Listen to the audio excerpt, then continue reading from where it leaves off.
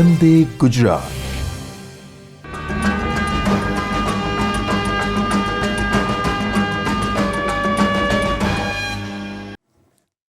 નમસ્કાર સૌને. આજની આપણી આ ચાલુ નાણાકીય વર્ષની ત્રીજા દિવસની તાલીમમાં સ્ટેટ પ્રોજેક્ટ કચેરી ગાંધીનગર વતી હું બાયસેગના માધ્યમથી જોડાયેલ તમામ જિલ્લા શિક્ષણાધિકારી શ્રી, જિલ્લા પ્રાથમિક શિક્ષણાધિકારી શ્રી, તમામ શાસનાધિકારી શ્રી તેમજ મદદનીશ જિલ્લા કોઓર્ડિનેટર તમામ, બીઆરસી, સીઆરસી, યુઆરસી કોઓર્ડિનેટર તેમજ એસએમસી અને એસએમડીસીના તમામ સભ્યોને હું સ્ટેટ પ્રોજેક્ટ કચેરી ગાંધીનગર વતી આવકારું છું. આજની આપણી આ તાલીમમાં જોડાયેલ માન્ય સ્ટેટ પ્રોજેક્ટ કચેરીના સ્ટેટ પ્રોજેક્ટ ડાયરેક્ટર શ્રી, માન્ય રાજ્યકક્ષાના તમામ શાખાધિકારીશ્રીઓ, તજજ્ઞશ્રીઓ સૌને પણ હું આવકારું છું. હવે આજની આપણી આ તાલીમમાં કાર્યક્રમની રૂપરેખા માટે હું માન્ય officer in charge girls education and community mobilisation Darshana મેડમને વિનંતી કરીશ કે કાર્યક્રમની રૂપરેખા આપે. માન્ય દર્શના મેડમ. ગીતાબેને વાત કરી એવી રીતે આપણી આ ત્રીજા દિવસની તાલીમમાં આપણે મિત્રો માન્ય સ્ટેટ પ્રોજેક્ટ ડાયરેક્ટરશ્રીનું માર્ગદર્શન મેળવવાના છીએ. સાથે સાથે કોવિડ લોસ, જે આપણે કોવિડ મહામારીના કારણે શિક્ષણમાં જે લોસ થયો છે તે બાબતે માર્ગદર્શન મેળવીશું. દિવ્યાંગ બાળકો, આપણા શાળા બહારના બાળકો, વોકેશનલ એજ્યુકેશન, વોશ ફેસિલિટી, માસિક આરોગ્ય સંબંધી સ્વચ્છતા તેમજ શાળા વિકાસ યોજના કઈ રીતે સારી રીતે તૈયાર કરી શકાય, આ તમામ બાબતો પર આપણે મિત્રો આજે માર્ગદર્શન મેળવવાના છીએ. હવે આપણી વચ્ચે આજે સ્ટેટ કન્સલ્ટન્ટ મિશાલભાઈ પટેલ હાજર છે, તો વોકેશનલ એજ્યુકેશન અંગે તેઓ પાસેથી માર્ગદર્શન મેળવીશું. નમસ્કાર સૌને. આજે આપણે વોકેશનલ અને પ્રી વોકેશનલ અંતર્ગત એસએમસી અને એસએમડીસીના રોલ વિશે વધારે માહિતી મેળવીશું. પ્રી વોકેશનલ એજ્યુકેશન એ ધોરણ 6 થી 8ના વિદ્યાર્થીઓ માટે આપણે 10 બેગલેસ ડેઝના રૂપમાં આ વર્ષથી તેનું અમલીકરણ શરૂ કરેલ છે. ગુજરાતમાં અત્યારે લગભગ 1500થી વધારે શાળાઓમાં પ્રી વોકેશનલ એજ્યુકેશનની મંજૂરી આપવામાં આવેલી છે અને તેમાં ઇમ્પ્લિમેન્ટેશનની કામગીરી શરૂ કરવામાં આવેલી છે. જેમ ઘણા બધા આપણે જાણીએ છીએ કે ન્યૂ એજ્યુકેશન પોલિસી 2020માં વોકેશનલ એજ્યુકેશનને ખૂબ જ મહત્ત્વ આપવામાં આવેલું છે. તેમજ વોકેશનલ એજ્યુકેશન અંતર્ગત તમામ વિદ્યાર્થીઓ, એટલે કે 2030ની સાલ સુધીમાં તમામ વિદ્યાર્થીઓ એટલીસ્ટ એક વોકેશન પ્રત્યે માહિતગાર થાય અને એક વોકેશન પ્રત્યે વિદ્યાર્થીઓને શાળા કક્ષાએથી જ વિદ્યાર્થીઓને જ્ઞાન પ્રાપ્ત કરે તે પ્રમાણેનું આયોજન કરવામાં જણાવેલ છે. હવે એ જ અનુસંધાને ગુજરાત સરકારે 1500 જેટલી ધોરણ 6 થી 8ની શાળાઓમાં તેમજ વોકેશનલ એજ્યુકેશનનો ધોરણ 9 થી 12ની શાળાઓમાં 934 જેટલી શાળાઓમાં અત્યારે અમલીકરણ થઈ રહ્યું છે અને ઉત્તરોત્તર તેમાં શાળાઓમાં દર વર્ષે વધારો કરવામાં આવી રહ્યો છે. પ્રી વોકેશનલ એજ્યુકેશનમાં આપણે 10 બેગલેસ ડેઝમાં વિદ્યાર્થીઓમાં રહેલી સુસુપ્ત અવસ્થામાં રહેલી જે એમની રસ અને રુચિ છે તેમજ અલગ અલગ ક્ષેત્રોનું જ્ઞાન મેળવવા માટે વિદ્યાર્થીઓને પ્રોત્સાહિત કરવામાં આવે છે અને 10 દિવસ એમાં શાળા કક્ષાએ તેમજ નજીકમાં આવેલા સાંસ્કૃતિક સ્થળોએ તેમજ નજીકની ફિલ્ડમાં, નજીકની ઇન્ડસ્ટ્રીમાં કે જ્યાં વિદ્યાર્થીઓને અલગ અલગ ક્ષેત્રોનું માહિતગાર મળી રહે તે પ્રમાણે ફિલ્ડ વિઝિટના માધ્યમથી, શાળા કક્ષાએ જે એન્ટરપ્રિન્યોરને શાળામાં ઇન્વાઇટ કરી અમને ગેસ્ટ લેક્ચરના માધ્યમથી વિદ્યાર્થીઓને 10 દિવસ જેટલા સમયગાળા માટે એ જ્ઞાન આપવાની વાત છે. આ 10 દિવસ વિદ્યાર્થીઓને જ્યારે પણ શાળામાં ઇન્વાઇટ કરે કોઈ ગેસ્ટ લેક્ચરને અથવા તો વિદ્યાર્થીને બહાર લઈ જાય તો વિદ્યાર્થીને તેને 10 કોઈ પણ ભારણ વગરનું શિક્ષણ મળી રહે તે પ્રમાણે એનો આપવાનો પ્રયત્ન કરવાનો છે.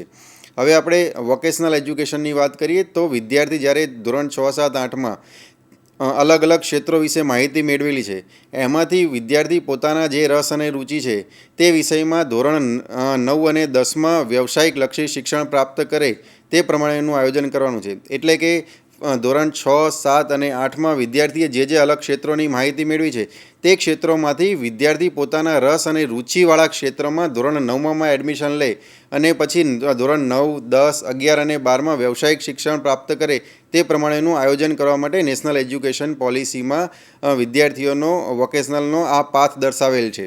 ધોરણ 9, 10, 11, 12માં વિદ્યાર્થીઓને અત્યારે ગુજરાતમાં કુલ 13 જેટલા અલગ અલગ ક્ષેત્રોમાં અત્યારે વ્યવસાયિક શિક્ષણ ચાલી રહ્યું છે. હવે આપણે વધારે વાત કરીશું કે આમાં એસએમસીનો અને એસએમડીસીનો રોલ ક્યાં રહેલો છે.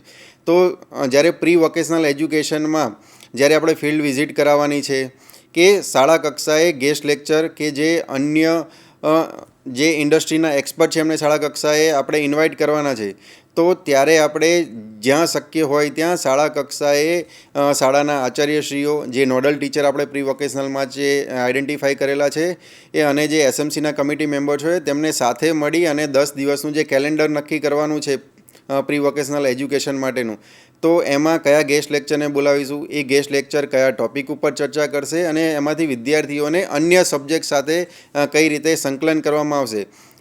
એટલે કે આપણે એક ગેસ્ટ લેક્ચર થતો હોય તો તેમાં ગણિતના શિક્ષકનું, એસએસના શિક્ષકનું, વિજ્ઞાનના વિષયનું, તમામ વિષયોનું જ્યારે એમાં આપણે સંકલન કરવાની વાત કરીએ છીએ તો તમામ શિક્ષકોએ સાથે મળી, આચાર્યશ્રીઓ અને એસએમસીના મેમ્બરોએ સાથે મળી અને જે બહારના તજજ્ઞોને આપણે ઇન્વાઇટ કરવાના છે એ તજજ્ઞોની પસંદગીમાં અને કેલેન્ડર ફાઇનલ કરવામાં અને જ્યારે ઇમ્પ્લિમેન્ટેશન થઈ રહ્યું હોય ત્યારે આપણે એમાં સાથ સહકાર આપવાનો છે. હવે જ્યારે વોકેશનલ એજ્યુકેશનની વાત કરીએ તો વોકેશનલ એજ્યુકેશનના મુખ્ય 3 ઘટકો છે. એક તો વિદ્યાર્થીઓને શાળા કક્ષાએ પ્રેક્ટિકલ લેબ જે બનેલી છે એમાં વિદ્યાર્થીઓને પ્રેક્ટિકલ જ્ઞાન આપવામાં આવે છે, તેમજ વિદ્યાર્થીઓને ફિલ્ડ વિઝિટના માધ્યમથી વિદ્યાર્થીઓને તે એન્ટરપ્રિનર એટલે કે જ્યાં કોઈ બિઝનેસ કરતા હોય એ બિઝનેસ કરતાના સ્થાન ઉપર લઈ જઈ અને ત્યાંની જે અત્યારે હાલ જે વર્લ્ડ ઓફ વર્કની દુનિયા છે એની સાથે વિદ્યાર્થીઓને જોડવાનો પ્રયત્ન કરવાનો છે. તેમજ ધોરણ 11 અને 12ના વિદ્યાર્થીઓને લગભગ 80 કલાક જેટલા સમયગાળા માટે આપણે ઇન્ટર્નશીપ આપવાનું પ્રોવિઝન કરેલું છે. તો ધોરણ 11 અને 12ના વિદ્યાર્થીઓ માટે ઇન્ટર્નશીપ કરવાની થાય છે. તો જેમ મેં વાત કરી એ પ્રમાણે કે જ્યારે આપણે ફિલ્ડ વિઝિટ કરાવતા હોઈએ, ગેસ્ટ લેક્ચર કરાવતા હોઈએ કે વિદ્યાર્થીઓને ઇન્ટર્નશીપ કરાવવાની છે, આ ત્રણેય જગ્યાઓએ આપણે શાળાની આસપાસમાં રહેલી ભૌગોલિક પરિસ્થિતિને ધ્યાનમાં રાખીને જે પ્રકારની ઇન્ડસ્ટ્રીઝ રહેલી છે કે જે પ્રકારેના કામગીરી થઈ રહેલી છે શાળાની આસપાસ, તો એ તમામનું એક મેપિંગ કરવાની જરૂર પડે છે. એમાં એસએમડીસીનો રોલ ખૂબ જ મહત્ત્વનો છે કે શાળા કક્ષાની આસપાસ કેટલી કંપનીઓ આવેલી છે, કેટલા ઓર્ગેનાઇઝેશન આવેલા છે, કઈ ટાઈપના ક્ષેત્રોમાં ત્યાં રોજગારીની તકો ફ્યુચરમાં ઉત્પન્ન થવાના ચાન્સીસ છે, તે પ્રમાણે જ આપણે વિદ્યાર્થીઓને અત્યારથી જ એ પ્રમાણે તૈયાર કરીએ તો જ્યારે વિદ્યાર્થી શાળા કક્ષાએથી પાસ આઉટ થશે તો ત્યારે વિદ્યાર્થીઓને પોતાના ક્ષેત્રમાં જ રોજગારીની તકો ઉપલબ્ધ હશે તો વધારે સારી રીતે ત્યાં જોઈન્ટ થઈ શકશે. તો એસએમડીસી ના જે સભ્યશ્રીઓ છે એમાંથી જ ઘણા બધા સભ્યશ્રીઓ આ વ્યવસાયો, જે વ્યવસાયો સાથે સંકળાયેલા હોય એમના ગ્રુપમાં શાળાના આચાર્યશ્રીઓ તેમજ જે આપણે બ્લોક કક્ષાના તેમજ ડિસ્ટ્રિક્ટ કક્ષાના જે આપણે કર્મચારીશ્રીઓ અને અધિકારીશ્રીઓ છે એ સૌના પ્રયત્નોથી આપણે વધારેમાં વધારે વિદ્યાર્થીઓને સારી રીતે ફિલ્ડ વિઝિટ કરાવી શકીશું. તેમજ જે વિદ્યાર્થીઓને 11 અને 12માં ઇન્ટર્નશીપ કરાવી અને આપણે એને એક વર્લ્ડ ઓફ વર્કનો એક ખ્યાલ આપવાનો છે કે જ્યારે વિદ્યાર્થી પોતાના શાળા કક્ષાએથી પોતાના રિયલ વર્લ્ડ ઓફ વર્કની દુનિયામાં જશે તો ત્યારે એને એડજસ્ટ થવા માટે કયા પરિબળો ભાગરૂપ થશે તેનો ઇન્ટર્નશીપના માધ્યમથી આપણે વિદ્યાર્થીઓને તૈયાર કરવાનો એક પ્રયત્ન કરવાનો છે. તો આ તમામ જે એક્ટિવિટીઝ છે આપણે વોકેશનલ એજ્યુકેશનની અંતર્ગત તેમાં એક્ટિવ પાર્ટિસિપેશન કરે તેવી એક અપેક્ષા છે કે જેથી કરીને વિદ્યાર્થીઓને આપણે સારામાં સારું વિદ્યાર્થી પોતાનું કેરિયર માટે કે પોતાના હાયર એજ્યુકેશન માટેના કયા અવકાશ છે એ અવકાશ વિશે પણ સારી રીતે જાણી શકે અને તે બાબતે પોતાના પર્સનલ ઇન્ટરેસ્ટ અને પોતાની ફાઇનાન્શિયલ બેકગ્રાઉન્ડ, પોતાની જે કેટેગરી છે એ કેટેગરીને ધ્યાનમાં રાખી અને એક ઇન્ફોર્મ ચોઇસ પોતાના કેરિયર બાબતે લઈ શકે તે બાબતે વિદ્યાર્થીને આપણે તૈયાર કરવાના છે. એટલે કે જે વિદ્યાર્થી ધોરણ 9માં જોઈન કરે છે કે ધોરણ 9 અને 10માં આપણે એક મલ્ટી સ્કિલનો કોર્સ પણ અત્યારે આપણે ગુજરાતમાં આ વર્ષથી ચલાવવાનું શરૂઆત કરવા જઈ રહ્યા છીએ. મલ્ટી સ્કિલ કોર્સમાં એક કરતાં વધારે સેક્ટરોનો વિદ્યાર્થીઓને ખ્યાલ આવે. આપણે જેમ ધોરણ 6, 7, 8માં વિદ્યાર્થીઓને અલગ અલગ ક્ષેત્રો વિશે માહિતી આપી, ધોરણ 9 અને 10માં વિદ્યાર્થીઓ એક ક્ષેત્રમાં થોડુંક હેન્ડ્સ ઓન પ્રેક્ટિકલ કરે અને જ્યારે વિદ્યાર્થી ધોરણ 11, 12માં જાય તો પોતાના ઇન્ટરેસ્ટના વિષય પસંદ કરી અને એ સેક્ટરની પસંદગી કરી અને પોતાનું કેરિયર આગળ એ ક્ષેત્રમાં બનાવવાનો પ્રયત્ન કરે તે પ્રમાણે ઓવરઓલ 6-1 વર્ષ જેટલા સમયગાળા માટે એટલે કે વિદ્યાર્થીને ધોરણ 6થી લઈ અને ધોરણ 12મા સુધીનો પાથ પ્રી વોકેશનલ એજ્યુકેશન ત્યારબાદ વોકેશનલ એજ્યુકેશન કરી અને પોતાની કારકિર્દી માટે એટલે પોતે વિદ્યાર્થી હાયર એજ્યુકેશનમાં ઇન્ટરેસ્ટેડ હોય તો હાયર એજ્યુકેશનના પાથમાં જાય.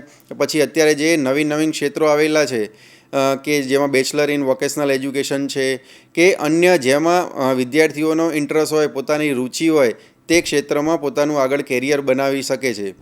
તો આ બાબતે આપણે પ્રી વોકેશનલ અને વોકેશનલમાં એસએમસી અને એસએમડીસીના જે સભ્યો છે એમની સાથે સહકાર લઈ અને વિદ્યાર્થીઓને ગેસ્ટ લેક્ચરમાં ફિલ્ડ વિઝિટમાં અને ઇન્ટર્નશીપમાં એમનો શક્ય હોય ત્યાંથી સહકાર મળે તે પ્રમાણેનું આયોજન કરવાનું થાય છે. નમસ્કાર સૌને. આભાર મિશાલભાઈનો. વોકેશનલ એજ્યુકેશન અંગે ખૂબ સરસ માર્ગદર્શન આપ્યું. હવે આપણી આજની તાલીમમાં વોઇસ કન્સલ્ટન્ટ સુશ્રી કૃતિ જૈન હાજર છે. તો આપણે એસએમસી તથા એસએમડીસીના સભ્યો માટે શાળામાં શું જવાબદારી નિભાવવાની થાય છે તે અંગે માર્ગદર્શન મેળવીશું. કૃતિબેન જૈનને વિનંતી કરું કે આ અંગે માર્ગદર્શન આપે. सभी को मेरा नमस्कार. आज मैं आप सभी के बीच वॉश इन स्कूल्स पे चर्चा करना चाहूँगी. उसकी क्या भूमिका है स्कूलों में और आप सभी किस तरह उसमें अपनी भूमिका निभा के बच्चों तक सभी लाभ पहुँचा सकते हैं. इसको आप तक पहुँचाने के लिए मैं स्लाइड शो की तरफ बढ़ते हुए सबसे पहले बात करूँगी वॉश क्या है. Wash water sanitation and hygiene, जिसको यदि हम देखें पानी, शौचालय और स्वच्छता. स्कूलों में साफ़ और स्वच्छ पानी की व्यवस्था, स्कूलों में साफ़ एवं सुरक्षित शौचालय और बच्चों के बीच स्वच्छता की आदतें, ये तीनों बहुत ही महत्वपूर्ण भूमिका निभाते हैं. और इन तीनों को अच्छा बेहतर बनाने के लिए आप सभी का रोल भी बहुत महत्वपूर्ण है स्कूल में. इन सभी पे यदि हम ध्यान दें तो बच्चों के बीच डायरिया, डिहाइड्रेशन और अन्य प्रकार के इन्फेक्शंस को कम किया जा सकता है. और साथ ही साथ ये प्रूवन है कि ये बच्चों में अच्छे लर्निंग आउटपुट्स, उनके टेस्ट स्कोर, बच्चों का एब्सेंट का कम होना, उनका रोज़ स्कूल आना और बच्चियों के लिए, कन्याओं के लिए एक सुरक्षित माहौल का स्कूल में होना, वॉश पे यदि हम काम करें, स्वच्छता पे काम करें तो ये सारी चीज़ें अचीव की जा सकती हैं. इससे साथ ही साथ एक स्कूल में यदि साफ़ और सुरक्षित पानी, साफ़ सफाई और स्वच्छता की फैसिलिटीज़ हों तो एक समानता का अनुभव बच्चे महसूस करते हैं और एक सुरक्षित वातावरण में अपना ग्रोथ आगे बढ़ा सकते हैं. ये हमने सभी ने देखा कि कोविड के समय भी इसकी बहुत ज़्यादा महत्वपूर्ण भूमिका थी. वो भी एक इन्फेक्शन का दौर था जिससे बचने के लिए हमने स्वच्छता पे सबसे ज़्यादा ध्यान दिया और अपने बच्चों को उन सभी इन्फेक्शन से बचाया. अब हम यदि ये देखें एसएमसीज़ को आदर्श स्कूल बनाने के लिए क्या करना होगा और यदि हम स्वच्छता के दायरे से देखें तो स्वच्छता के अंतर्गत क्या क्या चीज़ें हम कर सकते हैं जिससे हम एक स्कूल को अपना स्वच्छ विद्यालय बना सकते हैं. तो यदि हम स्वच्छ विद्यालय को ओवरऑल देखें तो हम 5 अलग अलग कंपोनेंट्स में डिवाइड करते हैं. सबसे पहले स्वच्छ पानी, साबुन से हाथ धोने की सुविधा. तीसरा स्वच्छ और सुरक्षित शौचालय जो कि कन्या और कुमार के लिए अलग अलग होंगे और रेगुलर संचालन और देखरेख. साथ ही साथ 5वां और लास्ट कंपोनेंट जो बहुत इम्पॉर्टेंट है वो है व्यवहार परिवर्तन. स्वच्छता से संबंधित ना कि केवल इंफ्रास्ट्रक्चर पे काम करने की बहुत ज़रूरत है, साथ ही साथ हमें टीचर्स, पेरेंट्स और बच्चों के साथ व्यवहार परिवर्तन जिससे वो अच्छी स्वस्थ आदतें अपना पाएँ और यही आगे जाके अपने घरों तक और आगे सोसाइटी तक बढ़ा पाएँ. तो यदि हम एक एक कंपोनेंट को आप अपने स्कूल को एक आदर्श स्कूल बनाना चाहते हैं और एक स्वच्छ विद्यालय बनाना चाहते हैं तो ये ज़रूरी है कि आप इस नज़रिए से, एक स्वच्छता के नज़रिए से स्कूल को देखें. तो सबसे पहले शुरुआत करें तो एक स्कूल में साफ़ और स्वच्छ और हरा भरा परिसर हो, जैसे कि आप स्कूल में देख रहे हैं, ये वडोदरा का ही हमारा स्कूल है. दूसरा यदि हम जाएँ एक एक कंपोनेंट पे तो पानी, हमारा स्वच्छ पानी हो, आरओ वाटर हो, बच्चों का साफ़ पानी मिल रहा हो पीने का और साथ ही साथ एडिक्वेट पानी मिल रहा हो. हर जो हमारे हिसाब से हर बच्चे को 1.5 लीटर पानी की रोज़ स्कूल में ज़रूरत पड़ती है। और जो हमारी बिन निवासी शाला हैं, पीने के पानी के अतिरिक्त हाथ धोना, खाना पीना और बाकी अतिरिक्त यूज़ के लिए 5 लीटर पानी की ज़रूरत पड़ती है। और यदि हम निवासी शाला देखें तो 1.5 लीटर के साथ साथ 20 लीटर पानी की ज़रूरत पड़ती है। तो ये बहुत महत्वपूर्ण है कि आप अपने स्कूल में ये देखें कि क्या हमारे स्कूल में इतना पानी पर्याप्त मात्रा में उपस्थित है और क्या वो साफ़ है, और उसके साथ साथ हमारे पास क्या उसको संग्रहित करने के लिए इनफ स्टोरेज स्पेस है, और जो स्टोरेज स्पेस भी साथ साथ हमारा रेगुलर बेसिस पे क्लीन होता रहे। उसके आगे बढ़ते हुए, क्योंकि पानी हमारे पर्यावरण से बहुत लिंक्ड है, हमें बहुत आज के समय पे ध्यान देने की ज़रूरत है कि हम उसको वेस्ट ना करें, और ये आदतें हमें बच्चों से ही शुरुआत करनी होगी और आगे बढ़ानी होगी। और स्कूल का जितना भी इंफ्रास्ट्रक्चर है, ये बहुत ज़रूरी है कि एसएमसी एसएमडीसी मेंबर्स और टीचर्स और बच्चे साथ साथ मिलके ये देखें कि हमारे स्कूल में कोई लीकेज नहीं हो रहा है, और जहाँ तक पॉसिबल है रेन वाटर हार्वेस्टिंग स्ट्रक्चर्स लग रहे हैं, जितना से जितना ज़्यादा जल हम इकट्ठा करके उसको रीयूज़ कर सकते हैं वो हम कर रहे हैं। यदि कोई छोटे मोटे रिपेयर की ज़रूरत है तो उसको करें, जिससे हमारा पानी का लीकेज कम किया जाए, और जितना हम पानी को रीयूज़ कर पाएँ उतना ज़्यादा से ज़्यादा हम रीयूज़ करें। आगे बढ़ते हुए यदि हम शौचालय की तरफ बढ़ें तो हर स्कूल में ज़रूरी है कि आप देखें कन्या और कुमार के लिए अलग अलग शौचालय हों, जो कि दोनों के लिए सुरक्षित हों और दोनों के लिए आसान हो यूज़ करने। हमारे स्टैंडर्ड्स के हिसाब से हर 40 बच्चे पे एक शौचालय होना चाहिए, और हर 13-14 बच्चों पे एक यूरिनल होना चाहिए। तो ये आप सभी अपने स्कूलों में सुनिश्चित करें कि इस रेशो के हिसाब से हमारे स्कूल में पर्याप्त मात्रा में शौचालय कन्या और कुमार दोनों के लिए होने चाहिए। यदि हम अलग से देखें, कन्याओं के लिए बहुत ज़रूरी है कि एक सुरक्षित शौचालय स्कूल में दिया जाए, जिससे वो वहाँ पे सुरक्षित महसूस करें। उसके लिए हमें कुछ कंपोनेंट्स ध्यान में रखने होंगे। साफ़ सफाई एक बड़ी बात है, साफ़ सफाई, बदबू का ना होना, ये हमें दोनों कन्या और कुमार शौचालय में सुनिश्चित करना होगा। उसके आगे बढ़ते हुए हमें कन्या शौचालय में मासिक कचरे को ध्यान में रखते हुए एक डस्टबिन देना बहुत ज़रूरी है, सैनिटरी पैड वेंडिंग मशीन देना बहुत ज़रूरी है। सैनिटरी पैड को डिस्पोज करने के लिए, चाहे वो किसी भी प्रकार का पैड यूज़ कर रहे हैं, उसको डिस्पोज करने के लिए सुरक्षित प्रकार से हमें इंसिनरेटर्स की ज़रूरत है। जैसा कि आप इस पिक्चर में देख रहे हैं, हमारे पास सैनिटरी पैड वेंडिंग मशीन भी है, इंसिनरेटर भी है, और साथ ही साथ हाथ धोने की स्वच्छता की जगह एक मिरर होना चाहिए, जिससे वो अपने कपड़े देख पाएँ कि गंदे तो नहीं हुए हैं।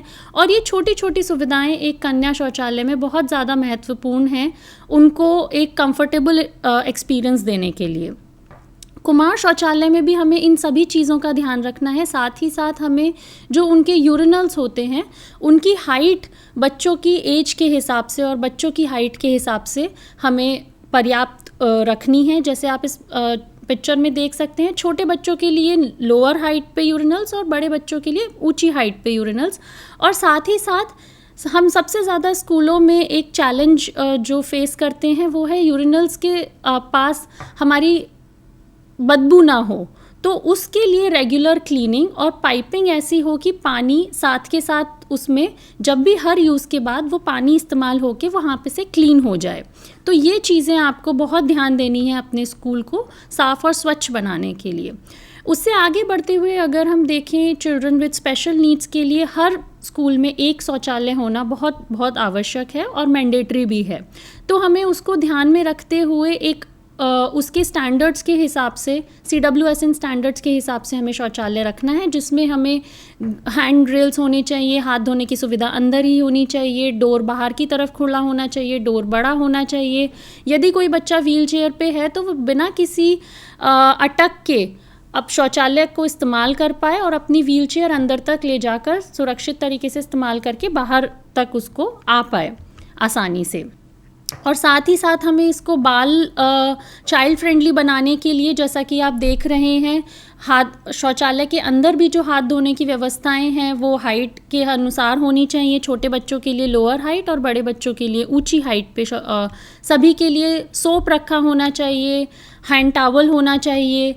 और ना केवल शौचालय के अंदर जो हमारी मिड डे मील के लिए और अन्य यूज़ के लिए बाहर हमारे हाथ धोने की सुविधाएं होती हैं, उनको भी चाइल्ड फ्रेंडली बनाने की ज़रूरत है, जो छोटे से लेके बड़े बच्चे सभी उसको आसानी से यूज़ कर पाएँ। जैसा कि आप इसमें देख रहे हैं, मिड डे मील के लिए हमारी लोअर हाइट और अपर हाइट के लिए अलग अलग हैंड वॉशिंग स्टेशंस बनाए गए हैं। आगे चलते हुए यदि हम पूरे परिसर में देखें तो एक परिसर को स्वच्छ के साथ साथ सुंदर और ग्रीन बनाने की भी बहुत ज़रूरत है, जिससे वहाँ पे बच्चे उन्हीं चीज़ों को सीखें और समझें और उसी प्रकार से अपनी ग्रोथ को लें।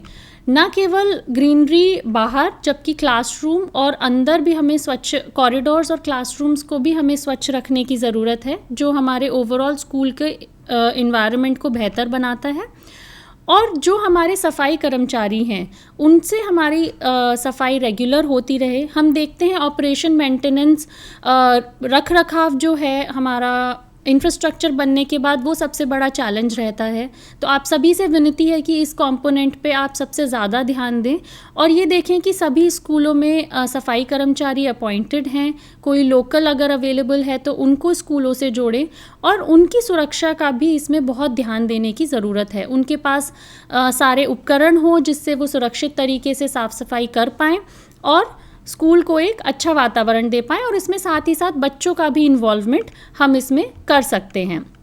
आगे बढ़ते हुए यदि हम देखें तो हमारे कचरे को अलग अलग किया जाए और हमारे जो बाल संसद के बच्चे हैं उनको भी इन्वॉल्व किया जाए। इसमें उनकी क्षमता वृद्धि भी होती है और साथ ही साथ एक ओनरशिप भी बिल्ड होती है। तो आप जब काम करें स्कूल में, स्कूल को स्वच्छता के लेंस से देखें तो अब सभी बाल संसद के बच्चों से, स्वच्छता कमेटी के बच्चों से मिलकर काम करें और देखें कि हमारे स्कूल में अलग अलग जगहों पर पोस्टर, चित्र और इन सभी के थ्रू मैसेजेस हैं जो हमारी बातों को कन्वे कर पाएँ, जिससे बच्चे उनको बार बार देखकर वही व्यवहार सीख पाएँ।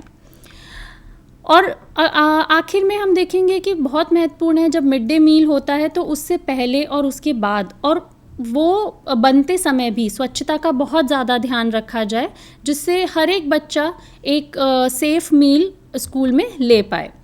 तो इन सभी कंपोनेंट्स को यदि आप साथ में देखेंगे तो भारत सरकार इन सभी कंपोनेंट्स को साथ में देके एक स्वच्छ विद्यालय पुरस्कार रखती है, जिसमें हम देखते हैं कि जो स्वच्छ भारत स्वच्छ विद्यालय अभियान के अंतर्गत किया गया था और हमने पिछले 2020 में इसको रोल आउट जब हुआ था तो गुजरात ने बहुत अच्छा परफॉर्मेंस दिया था और हमारे लगभग 14% स्कूल 5 स्टार रेटिंग में हैं। इसमें स्कूल्स को 1 स्टार से लेकर 5 स्टार तक रेट किया जाता है।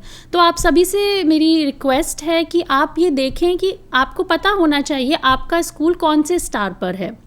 उस स्टार को समझ के कि क्या हमारी पूर्ण करने की और रह गई हैं, उस चीज़ों को पूरा करने की कोशिश करें। और गुजरात में इंफ्रास्ट्रक्चर ऑलरेडी है तो हम इसमें आगे बढ़कर और अच्छे से काम कर सकते हैं और सभी स्कूलों को 4 और 5 स्टार स्कूल्स बना सकते हैं। पिछले साल हमने देखा कि हमारे सभी स्कूल्स में से 96% स्कूल्स ने इसमें पार्टिसिपेट किया। 123 स्कूल्स को डिस्ट्रिक्ट लेवल पे अवार्ड्स दिया गया, 26 स्कूल को स्टेट लेवल पे अवार्ड दिया गया और इससे भी बहुत खुशी की बात है कि हमारे 10 स्कूल गुजरात से नेशनल लेवल पे अवार्ड्स जीत कर आए हैं स्वच्छता में। तो इस नंबर को हम आशा करते हैं कि आने वाले साल में और बढ़ता रहेगा और इसमें आपका योगदान बहुत महत्वपूर्ण है।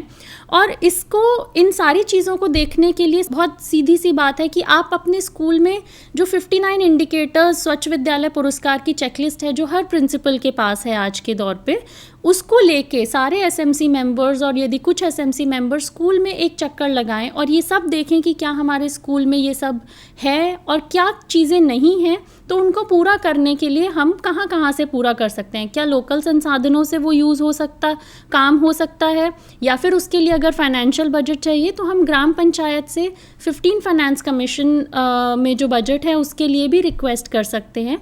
और एसएमसी इसमें बहुत महत्वपूर्ण रोल निभा सकते हैं कि वो ग्राम पंचायत से स्कूल के लिए फंड्स के लिए रिक्वेस्ट कर सकते हैं। और फिर उन गैप्स को पूरा करके सभी की ये कोशिश होनी चाहिए कि अपने स्कूल को एक 5 स्टार स्कूल बना पाएँ और बच्चों के साथ मिलकर बनाएं, बच्चों की राय को लेके बनाएं, जिससे आने वाले समय पे सभी बच्चे एक साफ और सुरक्षित स्कूल का फ़ायदा ले पाएँ। Thank you. આભાર કૃતિબેનનો। શાળામાં એસએમસી તથા એસએમડીસીના સભ્યોએ શાળાની સ્વચ્છતા અંગે શું શું જવાબદારીઓ રાખવાની છે તે અંગે ખૂબ સરસ માર્ગદર્શન આપ્યું. આભાર. આજની આપણી આ ત્રીજા દિવસની તાલીમમાં સમગ્ર શિક્ષાના assistant OIC AR and VE coordinator Varshaben Pitke હાજર છે, જેઓ શાળા બહારના બાળકો અંગે આપણને માર્ગદર્શન આપશે. તો આપણે વર્ષાબેનને વિનંતી કરીએ કે શાળા બહારના બાળકો અંગે માર્ગદર્શન આપે.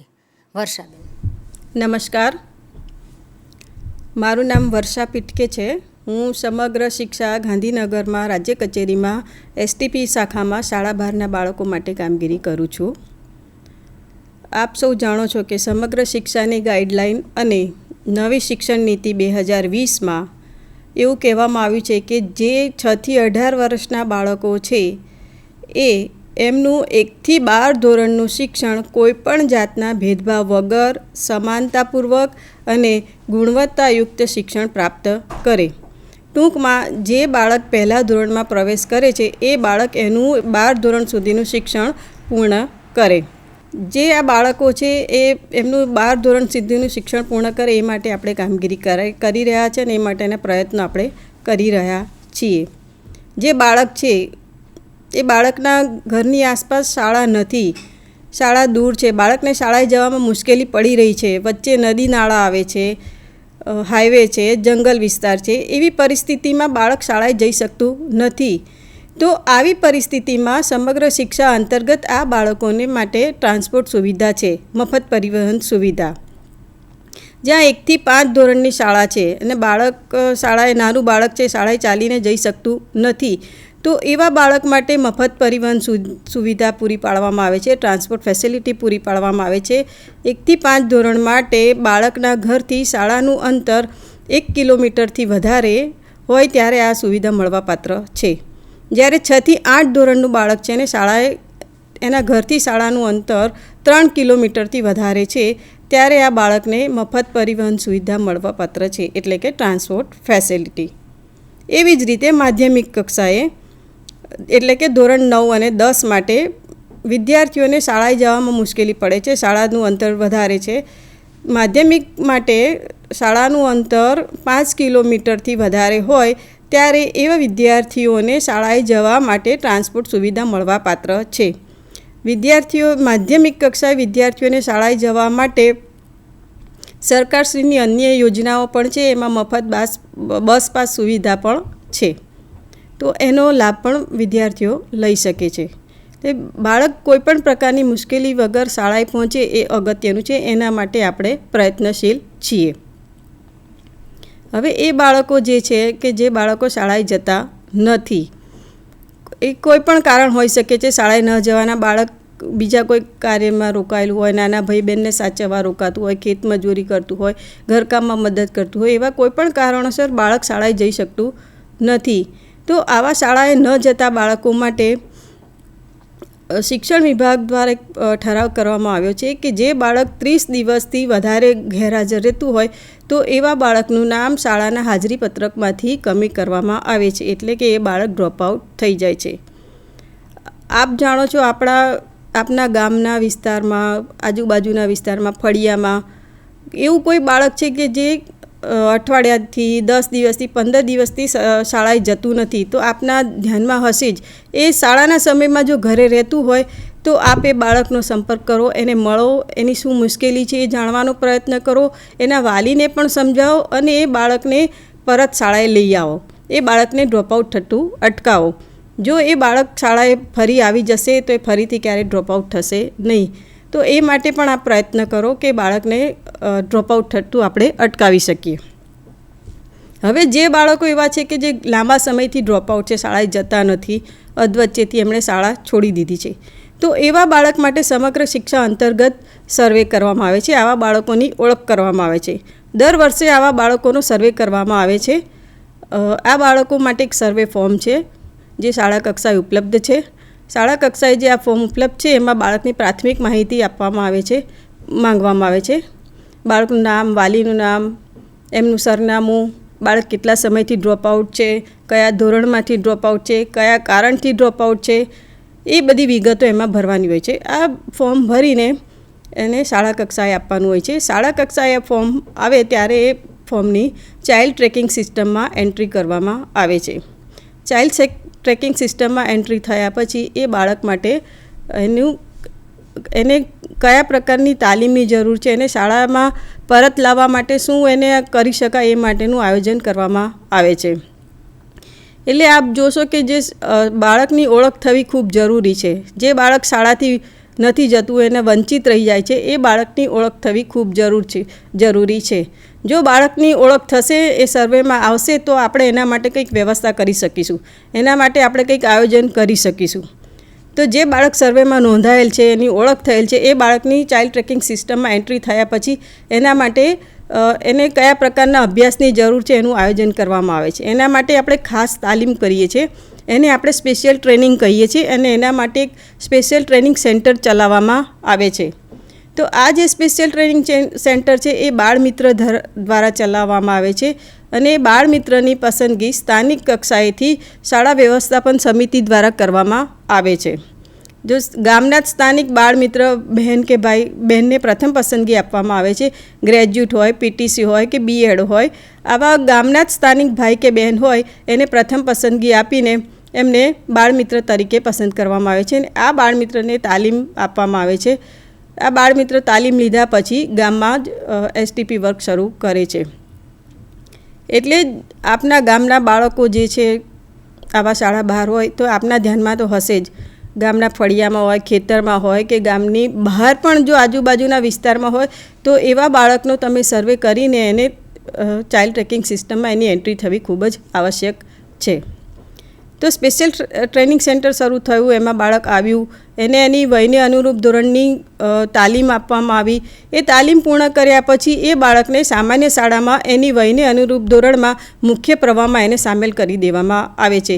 ફરી પાછો એ બાળક એના મુખ્ય ધારામાં સામેલ થઈ જાય છે. તો આ એક સ્પેશિયલ ટ્રેનિંગમાં એસએમસીની શું જવાબદારી? તો એસએમસીની જવાબદારી એ છે કે ભાઈ બાળકોનો સર્વે થાય, બાળકોની ઓળખ થાય, એમાં આપ મદદ કરો. કોઈપણ બાળક શિક્ષણથી વંચિત ન રહી જાય એ સુનિશ્ચિત કરો. બાળમિત્રની ઓળખ કરો, બાળમિત્રને પસંદ કરી એની તમે બાળમિત્ર વર્ગ બરાબર ચલાવે છે કે નહીં, નિયમિત રીતે ચાલે છે કે નહીં, એ આપ જુઓ. બાળકો જે આવે છે એ નિયમિત આવે છે કે નહીં, જો નિયમિત ન આવતા હોય તો એના વાલીનો સંપર્ક કરીને આપે બાળકોને નિયમિત કરો. એસએમસી દ્વારા બાળમિત્રને મહેનતાણું નિયમિત મળે છે, બાળકોને શૈક્ષણિક સાહિત્ય પૂરું મળેલું છે કે નહીં એ પણ એક જોવાનું રહે છે. આ છે એસટીપી સેન્ટર. એ જ રીતે હવે ગામમાં એવા વાલીઓ છે, એવા પરિવારો છે કે જે રોજીરોટી માટે બહાર ચાલ્યા જાય છે, ગામની બહાર જાય છે, તાલુકામાં હોય કે પછી તાલુકાની બહાર જતા હોય, જિલ્લાની બહાર જતા હોય કે પછી રાજ્યની બહાર જતા હોય. તો એ આપના ધ્યાનમાં તો હશે જ. આપ ગામમાં છો, ગામમાં કયા પરિવારો ગામની બહાર જાય છે એ આપના ધ્યાનમાં હશે જ. તો આ પરિવારો જ્યારે રોજીરોટી માટે બહાર જતા રહે એ પહેલાં જો આપ એ પરિવારની માહિતી શાળાના મુખ્ય શિક્ષકશ્રીને આપશો તો ખૂબ સારું રહેશે, કે જેથી કરીને એ છે બાળકોને ગામમાં રોકીને જ એમના માટે શિક્ષણની વ્યવસ્થા કરી શકે. તો આ પરિવારના વાલીઓને ભેગા કરીને તમે એક મિટિંગ પણ રાખી શકો છો, અને એમાં શાળાના મુખ્ય શિક્ષકશ્રીને પણ બોલાવીને એમની સાથે બેસીને આયોજન કરી શકો છો. આ માટે પણ શાળા કક્ષાએ એક માઇગ્રેશન ફોર્મ છે. આ માઇગ્રેશન ફોર્મમાં પણ બાળકની માહિતી ભરવાની હોય છે કે બાળક કેટલા સમય માટે બહાર જવાનું છે, ક્યાં જવાનું છે, કેટલા સમય વાલીઓ રોકાવાના છે, અને એની માહિતી ક્યારે પરત આવવાના છે એની માહિતી એમાં ભરવાની હોય છે માઇગ્રેશન ફોર્મમાં. તો આ બધી માહિતી જો વાલીઓ સ્થળાંતર કરતાં પહેલાં મળી જાય તો એ બાળકો માટે આયોજન કરવું ખૂબ સરળ બને છે. જે બાળકો મોટા બાળકો છે કે જે પોતાની દૈનિક ક્રિયાઓ જાતે કરી શકે છે, તો એવા બાળકોને આપણે ગામમાં જ રોકીને એમના માટે હોસ્ટેલ સુવિધા પૂરી પાડીએ છીએ. સિઝનલ હોસ્ટેલ છે એમના માટે. એ હોસ્ટેલમાં બાળકો માટે રહેવા જમવાની વ્યવસ્થા કરવામાં આવે છે, અને બાળકે ભણવાનું તો એમની મૂળ શાળામાં જ છે. શાળામાં ભણવાનું અને રહેવા જમવાની વ્યવસ્થા એમના માટે હોસ્ટેલમાં છે. પછી જ્યારે વાલીઓ પરત આવે છે ત્યારે એ બાળકોને વાલીઓને પરત સોંપી દેવામાં આવે છે અને હોસ્ટેલ પૂર્ણ કરવામાં આવે છે. ટૂંકમાં આ બાળકો સ્થળાંતર ન થઈ જાય ને એમનો અભ્યાસ છૂટી ન જાય એટલા માટે આપણે સિઝનલ હોસ્ટેલ વ્યવસ્થા છે, અને એમાં બાળકો ખૂબ સારી રીતે રહે છે અને એમનું ખૂબ ભણવાનું પણ છૂટી જતું નથી અને એ લોકો ડ્રોપ આઉટ થતાં અટકે છે અને એમનું શિક્ષણ ચાલુ રાખે છે. પછી એવા વાલીઓ છે જે કામકાજના સ્થળે જે નાના બાળકો છે એમને સાથે લઈ જાય છે, જે બીજા ત્રીજા ધોરણમાં ભણતા હોય, 10 વર્ષથી નાના બાળકો છે, જે પોતે નાના બાળકો છે એકલા રહી શકતા નથી એમના માતા પિતા વગર અને એમની પોતાની દૈનિક ક્રિયાઓ પણ પોતે જાતે કરી શકતા નથી. તો એવા બાળકોને વાલીઓ પોતાની સાથે લઈ જાય છે. તો એવા વાલીઓ માટે કામકાજના સ્થળ ઉપર જ એક વર્ક ચલાવવામાં આવે છે. એટલે માતા પિતા ત્યાં કામકાજના સ્થળ ઉપર કામ કરે અને બાળકો ત્યાં જે વર્ક ચાલે છે એમાં અભ્યાસ કરે. તો આ જે વર્ક છે એને આપણે ટેન્ટ એસટીપી વર્ક કહીએ છીએ. ત્યાં ટેન્ટ જેવી એક વ્યવસ્થા ઊભી કરવામાં આવે છે અને બાળકોને ત્યાં જ ટેન્ટમાં અભ્યાસ કરાવવામાં આવે છે. ત્યાં પણ બાળ મિત્રની એક વ્યવસ્થા કરવામાં આવે છે અને શૈક્ષણિક સાહિત્ય બાળકોને પૂરું પાડવામાં આવે છે અને નાસ્તો પણ બાળકોને આપવામાં આવે છે. તો એ જ રીતે હવે જ્યારે બાળકો આ 1 થી 8 ધોરણ માટે છે, જ્યારે 8 ધોરણનું બાળકનું શિક્ષણ પૂરું થાય છે અને પછી જ્યારે 9મામાં જાય છે ત્યારે ઘણા બધા બાળકો છૂટી જાય છે, 9મા ધોરણમાં પ્રવેશ મેળવતા નથી. આ એક આપણી વચ્ચે ગેપ રહે છે કે બાળકો 9મા ધોરણમાં પ્રવેશ મેળવતા નથી અને ડ્રોપ આઉટ થઈ જાય છે. માધ્યમિક કક્ષાએ આપણો ડ્રોપ આઉટ રેટ વધારે છે. જે બાળકો 15 થી 19 વર્ષના છે એવા બાળકો માટે આપણી પાસે એક એટલે એમના માટે પણ આયોજન છે કે આ જે બાળકો છે 15 થી 19 વર્ષના, એ બાળકો NIOS અને SIOS મારફત પરીક્ષા આપી શકે ધોરણ 10ની. એના માટે આપણે એમને શૈક્ષણિક માર્ગદર્શન અને એમને ગ્રાન્ટ પણ આપીએ છીએ. તો આવા બાળકો જે છે 15 થી 19 વર્ષના જે શાળા બહારના છે, ડ્રોપ આઉટ થઈ ગયેલા છે, એવા બાળકોને NIOS અને SIOS મારફત એ લોકો ધોરણ 10ની પરીક્ષા આપી શકે એ માટે પણ આપણે કામ કરી રહ્યા છીએ. તો આજે મેં આપને ટ્રાન્સપોર્ટ સુવિધા, સ્પેશિયલ ટ્રેનિંગ પ્રોગ્રામ સેન્ટર, શાળા બહારના બાળકોનો સર્વે, ટેન્ટ એસટીપી, સિઝનલ હોસ્ટેલ એ વિશે મેં આપને માહિતગાર થોડી ઘણી માહિતી આપવાનો પ્રયત્ન કર્યો છે. એમાં આપની જવાબદારી SMC, SMDCની કે આપ જે છે યોજનાઓ એની દરખાસ્ત મેળવી અને શાળા કક્ષાએ રજૂ કરો. એમાં બધી યોજનાઓ સારી રીતે ચાલે, બાળકોને લાભ મળે અને એના પરિણામો આપણને પ્રાપ્ત થાય એ માટે આપ સુનિશ્ચિત કરશો. આપણે બધા માટે પ્રયત્નશીલ છીએ અને આ માટે આપણે સૌ સાથે મળીને કામગીરી કરી અને સારો પ્રયાસ કરીએ અને આપણને સારા પરિણામો મળે એ માટે એવી આશા રાખું છું. આપ સૌનો ખૂબ ખૂબ આભાર. ધન્યવાદ. આભાર વર્ષાબેનનો. આજની આપણી આ તાલીમમાં SMC તથા SMDCના તમામ સભ્યોને સિઝનલ હોસ્ટેલ, શાળા બહારના બાળકોનો સર્વે, ટેન્ટ એસટીપી વગેરે વિશે જે માહિતી આપી તે આપ સૌને ખૂબ જ ઉપયોગી નીવડશે. હવે આજની તાલીમમાં શાળા વિકાસ યોજના શાળામાં નિભાવતા હોય છે તે અંગે આધારભૂત માહિતીસભર શાળા વિકાસ યોજના અંગે માનનીય officer in charge girls education and community mobilisation Darshana madam માર્ગદર્શન આપશે. તો હું વિનંતી કરું મેડમને કે શાળા વિકાસ યોજના અંગે માર્ગદર્શન આપે. ગીતાબેને વાત કરી એમ શાળા વિકાસ યોજના ઉપર આપણે કઈ રીતે સારામાં સારી શાળા વિકાસ યોજના તૈયાર કરી શકીએ એ બાબતે થોડું માર્ગદર્શન મેળવીશું. મિત્રો, ખાસ કરીને શાળા વિકાસ યોજના આનું આયોજન આપણે આખા 3 વર્ષનું કરીએ છીએ અને દર વર્ષે એને અપડેટ કરીએ છીએ.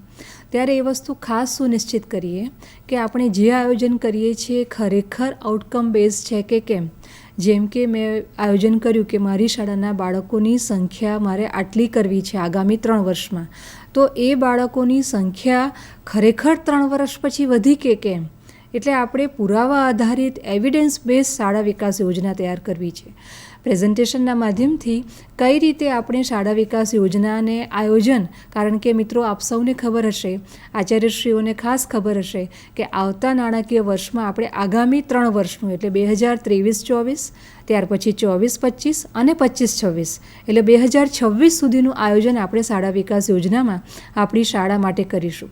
તો કયા કયા પગલાઓને આપણે ધ્યાન રાખી શકીએ એ આપણે પ્રેઝન્ટેશનના માધ્યમથી મિત્રો જોઈશું. જેમ મેં વાત કરી એમ આધારભૂત માહિતીસભર શાળા વિકાસ યોજના. નેક્સ્ટ, આ માટે મિત્રો આપ સૌ પાસે આપણી શાળા વિકાસ યોજનાનું ભારત સરકાર દ્વારા જે નક્કી કરાયેલું ફોર્મેટ છે એ જ ફોર્મેટ છે, પણ એ ફોર્મેટમાં આપણે કઈ રીતે સારામાં સારી કામગીરી કરી શકીએ. આપ સૌને ખબર હશે કે રાઇટ ટુ એજ્યુકેશન એક્ટ અન્વયે આપણે પ્રકરણ 4ના મુદ્દા 17 મુજબ શાળા વિકાસ યોજના દર 3 વર્ષે તૈયાર કરીએ છીએ. આ શાળા વિકાસ યોજનામાં મિત્રો માત્ર ભૌતિક જરૂરિયાતો સંતોષાય એટલું નહીં, પણ બાળકોનો, શાળાઓનો સંપૂર્ણ વિકાસ થાય એ રીતે આપણે આનું આયોજન કરવાનું થાય છે.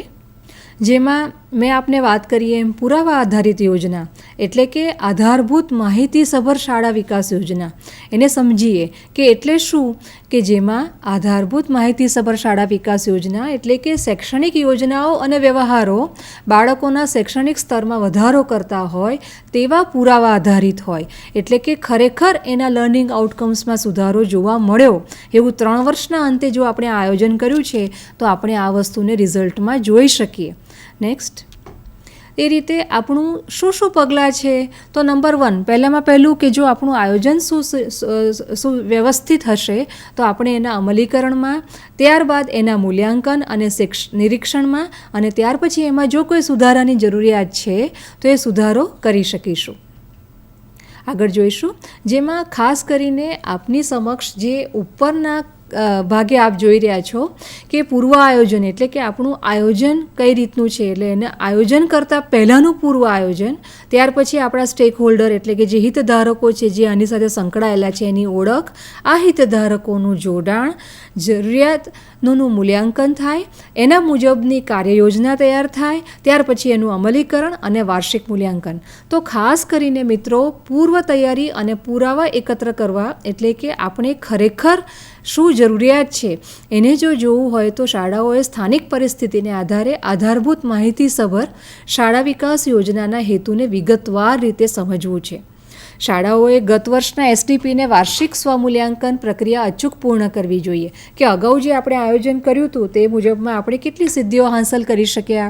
આ ઉપરાંત આપણા GSQSCના પરિણામ, SOEના પરિણામ, SAT PATના પરિણામ, FLNના ડેટા, આ બધા પ્રતિસાદ જે છે એ બધાનું વિશ્લેષણ કરીને આપણે આયોજન કરવું જોઈએ. આ માટેની મિટિંગની પૂર્વ તૈયારી કેવી રીતે કરી શકીએ, તો શાળા હાલમાં કઈ રીતે કામગીરી કરી રહી છે, શાળાની સારી બાબતો અને સુધારણાની આવશ્યકતાઓ શું છે, શાળાની પ્રાથમિકતા સમજવી અને ઇચ્છિત પરિણામો જાણવા, શાળાની કાર્યવાહી કેવી રીતે વિકસાવી શકીએ, હાલમાં શાળા પાસે કયા કયા પુરાવા ઉપલબ્ધ છે, જરૂરી સંસાધનો શાળા કેવી રીતે હાંસલ કરી શકશે, આ પ્રક્રિયામાં કોની મદદ લઈ શકાય, આ પ્રક્રિયા કરવા માટે કોઈ અડચણો આવી શકે કે કેમ, અને આ અડચણોને નિવારવા માટે કયા કયા પગલાં લઈ શકાય, મિટિંગના આયોજનોમાં કોનો સમાવેશ કરવામાં આવે, મેં આપને જે વાત કરી એમ કે નંબર 2 અને નંબર 3 કે કયા કયા હિતધારકો આની અંદર જોડાઈ શકે, જેમ કે આચાર્યશ્રી અને શાળા વિકાસ આપણા SMC અને SMDCના મેમ્બર્સ છે.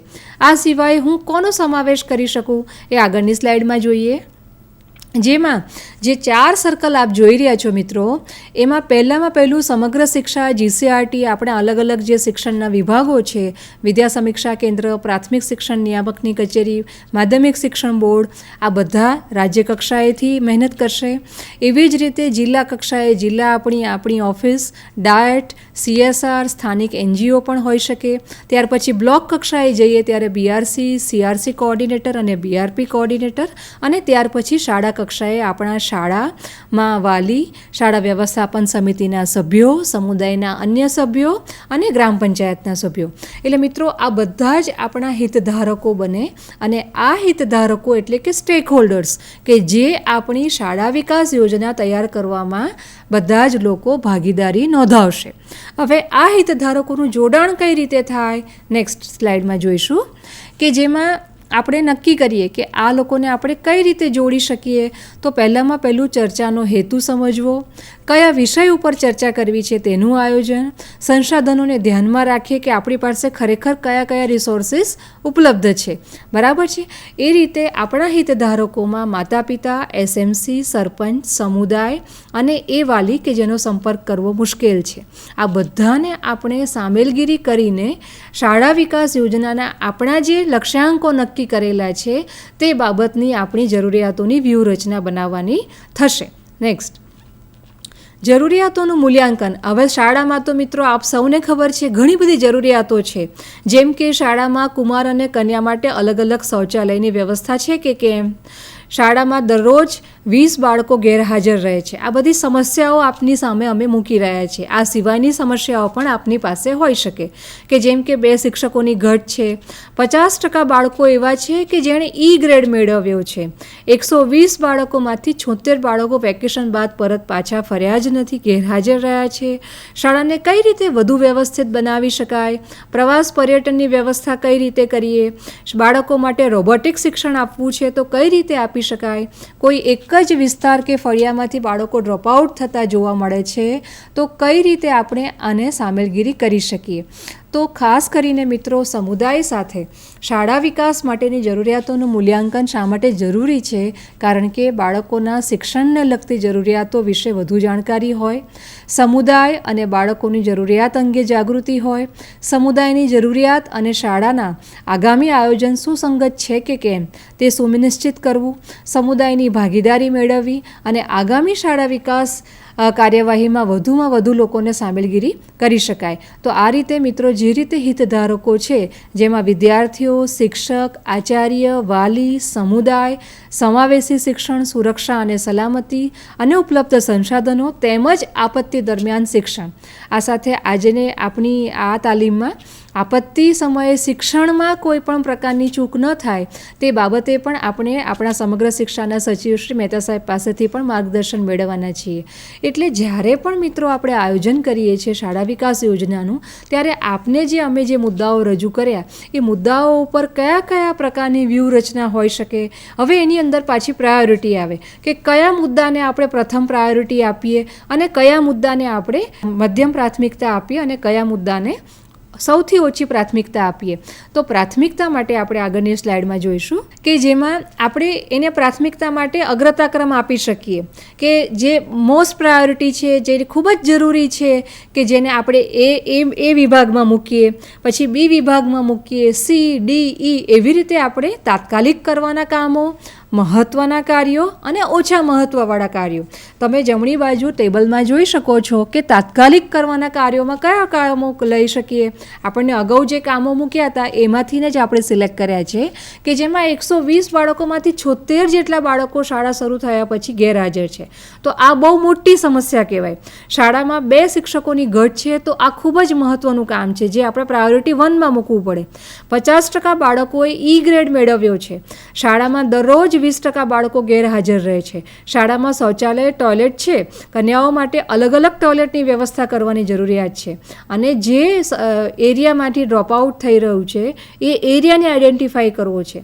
પછી ઓછા મહત્ત્વના કાર્યોમાં જેમ કે શાળાના સમગ્ર વાતાવરણની દેખરેખ. તો ઉપરના જે 6 મુદ્દા છે જેની પર આપણે વધુમાં વધુ કાર્ય કરવાની જરૂર છે. પ્રથમ પ્રાથમિકતા આપણે કરવી છે. તો આ રીતે આપણે મિત્રો આપણી કાર્ય યોજનાની રૂપરેખા બનાવી શકીએ અને એને આપણે ABCDEમાં વિભાજિત કરી શકીએ. આગળ જોઈશું. એવી જ રીતે હવે અમલીકરણની વાત આવી કે અમલીકરણ અને દેખરેખ. તો શિક્ષકો, માતા પિતા અને તમામને શાળા વિકાસ યોજના અને તેના અમલીકરણની સમજૂતી આપવી પડે. શાળાના આચાર્યશ્રી આના મેઇન લીડર છે. શાળાના આચાર્યશ્રીને શાળાની પડતી મુશ્કેલીઓ, શાળાના ઇસ્યુઝની વધારેમાં વધારે ખબર છે. તો એ મુજબ તમામને સ્ટેક હોલ્ડરને કઈ રીતે સાંકળીને આગળ વધી શકાય તે બાબતે તેમને સમજૂતી આપવી, કાર્ય યોજનાનું અમલીકરણ કરી તેને નિરીક્ષણ કરવું, તેમજ અમલીકરણમાં આવતી સમસ્યાઓનું નિરાકરણ લાવવા માટે ચર્ચા કરવી. કે ધારો કે આપણે કોઈપણ એવો એરિયા આઈડેન્ટિફાઈ કર્યો છે કે જ્યાં બાળકો વધુ ડ્રોપ આઉટ થાય છે, આ વિસ્તાર, તો એ વિસ્તારમાં શું કરી શકાય, કયા કયા મુશ્કેલી, એ વિસ્તારમાં જ્યારે આપણે વાત કરવા જઈશું કે બાળકો તમારે ત્યાંથી કેમ નથી આવતા રેગ્યુલર, તો એ વાલીની અથવા તો એ સમાજની માનસિકતા છે, એને આપણે કઈ રીતે કમ્યુનિટી મોબિલાઇઝેશન દ્વારા, સામુદાયિક અભિપ્રેરણ દ્વારા બદલી શકીએ. તો આ પ્રકારની આપણી કઈ કઈ મુશ્કેલીઓ પણ આવી શકે છે તે આપણે અમલીકરણના ભાગરૂપે ચેક કરવી જોઈએ. જરૂરી શૈક્ષણિક સહાય મળી રહે તે માટે શાળાઓ શૈક્ષિક સંસ્થાઓનો પણ સંપર્ક કરી શકે. તમામ સરકારશ્રી દ્વારા જ પૂર્ણ થાય એ અશક્ય છે. આપણે સ્થાનિક સંસ્થાઓ જે આપણી CSR છે, જે આપણી NGOs છે, જે લોકલ સ્થાનિક આપણી નોન સરકારી જે છે, ગેરસરકારી જે યોજના સંસ્થાઓ છે, એનો પણ આપણે સહયોગ મેળવી શકીએ. આ સાથે શાળાઓની વિવિધ જરૂરિયાત માટે આપણા CRC કોઓર્ડિનેટર, BRC કોઓર્ડિનેટર અને જિલ્લાના અધિકારીશ્રીઓની પણ મદદ લઈ શકાય. નેક્સ્ટ, આ માટે આપણે વાર્ષિક મૂલ્યાંકન પણ ચેક કરીએ છીએ. આપને સૌને ખબર છે કે 3 વર્ષનું આયોજન કર્યું, પણ દર વર્ષે આપણે એને અપડેટ કરીએ છીએ કે વાર્ષિક મૂલ્યાંકન કરવું, જેમાં યોજનાના અમલીકરણ અને પરિણામોનું મૂલ્યાંકન કરીએ, કે તેમાં સામેલ લોકો દ્વારા સ્વમૂલ્યાંકનનું આયોજન થાય, ઉપલબ્ધ માહિતી અને દસ્તાવેજોના આધારેની ચકાસણી થાય, સમયગાળાનું પાલન કરવામાં આવી રહ્યું છે કે કેમ, તમામની જવાબદારી નિભાવવામાં આવી રહી છે કે કેમ, આ તમામનું નિરીક્ષણ કરવું પણ એટલું જ જરૂરી છે. શાળાઓ સતત રીતે કાર્યોના અમલીકરણમાં સમીક્ષા કરે. શાળાઓ વર્ષના અંતે લેવામાં આવતી કાર્યવાહી અંગેના વાર્ષિક પ્રગતિની સમીક્ષા કરે અને સમીક્ષાના પરિણામો આગળના વર્ષ માટેના કાર્યક્રમના આયોજનોમાં પ્રતિસાદ પ્રદાન કરી શકે છે. એટલે એનો મતલબ એવો થયો મિત્રો કે જેટલું આપણે આયોજન 3 વર્ષ માટે કર્યું હતું, તો 2023-24ના આયોજન બાદ 2024ના આયોજન કરતાં પહેલાં આપણે પાછા ચકાસી લઈએ કે જે 23-24માં આપણે જે લક્ષ્યાંકો નક્કી કર્યા હતા એ સિદ્ધ થયા કે કેમ. આગળ જોઈશું. તો અહીંયા મિત્રો શાળા વ્યવસ્થાપન સમિતિની યોજનાના જુદા જુદા ક્ષેત્રોમાં અમલીકરણમાં કઈ રીતે મદદરૂપ થઈ શકે, એમાં આપણે અલગ અલગ જે ડાબી બાજુ આપ જોઈ રહ્યા છો, જેમ કે હાજરી, નામાંકન, કન્યાઓની શિક્ષણ એટલે કન્યા કેળવણી, ભૌતિક સુવિધાઓ, વાલીઓનું જોડાણ, સમુદાયની સામેલગીરી, મધ્યાહન ભોજન યોજના, દિવ્યાંગ બાળકો, ઓનલાઈન શિક્ષણ, આમાં ઘણી બધી બાબતો હોઈ શકે. અને એની બાજુમાં આપને ઉદાહરણ 1, 2, 3 મૂકેલા છે. જેમ કે હાજરી, તો હાજરી બરાબર 100% કરવા માટે શું કરી શકાય, તો સમુદાયમાં જાગૃતિ, આંગણવાડીથી પ્રાથમિક શાળામાં બાળકોના પ્રવેશ માટે પ્રોત્સાહન અને જાગૃતતા, શાળાનું અંતર જો વધુ હોય તો ટ્રાન્સપોર્ટેશનની સુવિધા, એનાથી બાળકોનું સ્થાયીકરણ વધારવું. તો આ રીતે હાજરી, એવી રીતે નામાંકન, એવી રીતે અહીંયા ડાબી બાજુ આપ સૌને અલગ અલગ મુદ્દાઓ પર કઈ રીતે આપણે આગળ વધી શકીએ. મધ્યાહન ભોજન યોજનામાં આપ જોઈ શકો છો કે મધ્યાહન ભોજન યોજનાનું સંચાલન પ્રોપર થાય, કિચન ગાર્ડનને પ્રોત્સાહન મળે, જેવી એટલા માટે જે આપણા અલગ અલગ વેજીટેબલ કે શાકભાજી આપણે ઉગાડ્યા છે એનો ઉપયોગ આપણા મધ્યાહન ભોજનના મેનુમાં આપણે ઉપયોગ કરી શકીએ. સાથે સાથે પર્યાવરણ પ્રયોગશાળા પણ આપણે વિકસાવી શકીએ. આ રીતે આપણી આખી જે શાળા વિકાસ યોજનાની જે એક્સરસાઇઝ છે મિત્રો, આ આપણે દર વર્ષે કરીએ જ છીએ. શાળાના આચાર્યશ્રી એના સાક્ષી છે. શાળામાં જ્યારે દર 2 વર્ષે આપણે આવતા વર્ષે SMCના પુનઃરચના થશે, SMC SMDCમાં, ત્યારે આ પુનઃરચના પછી જે આપણા SMC SMDC મેમ્બર્સ છે એની ફરીથી પાછી આપણે જૂનમાં તાલીમ કરશું આ વિષય ઉપર, જેમાં વધુ વિગતવાર આની પર આપણે ફોકસ કામ કરશું.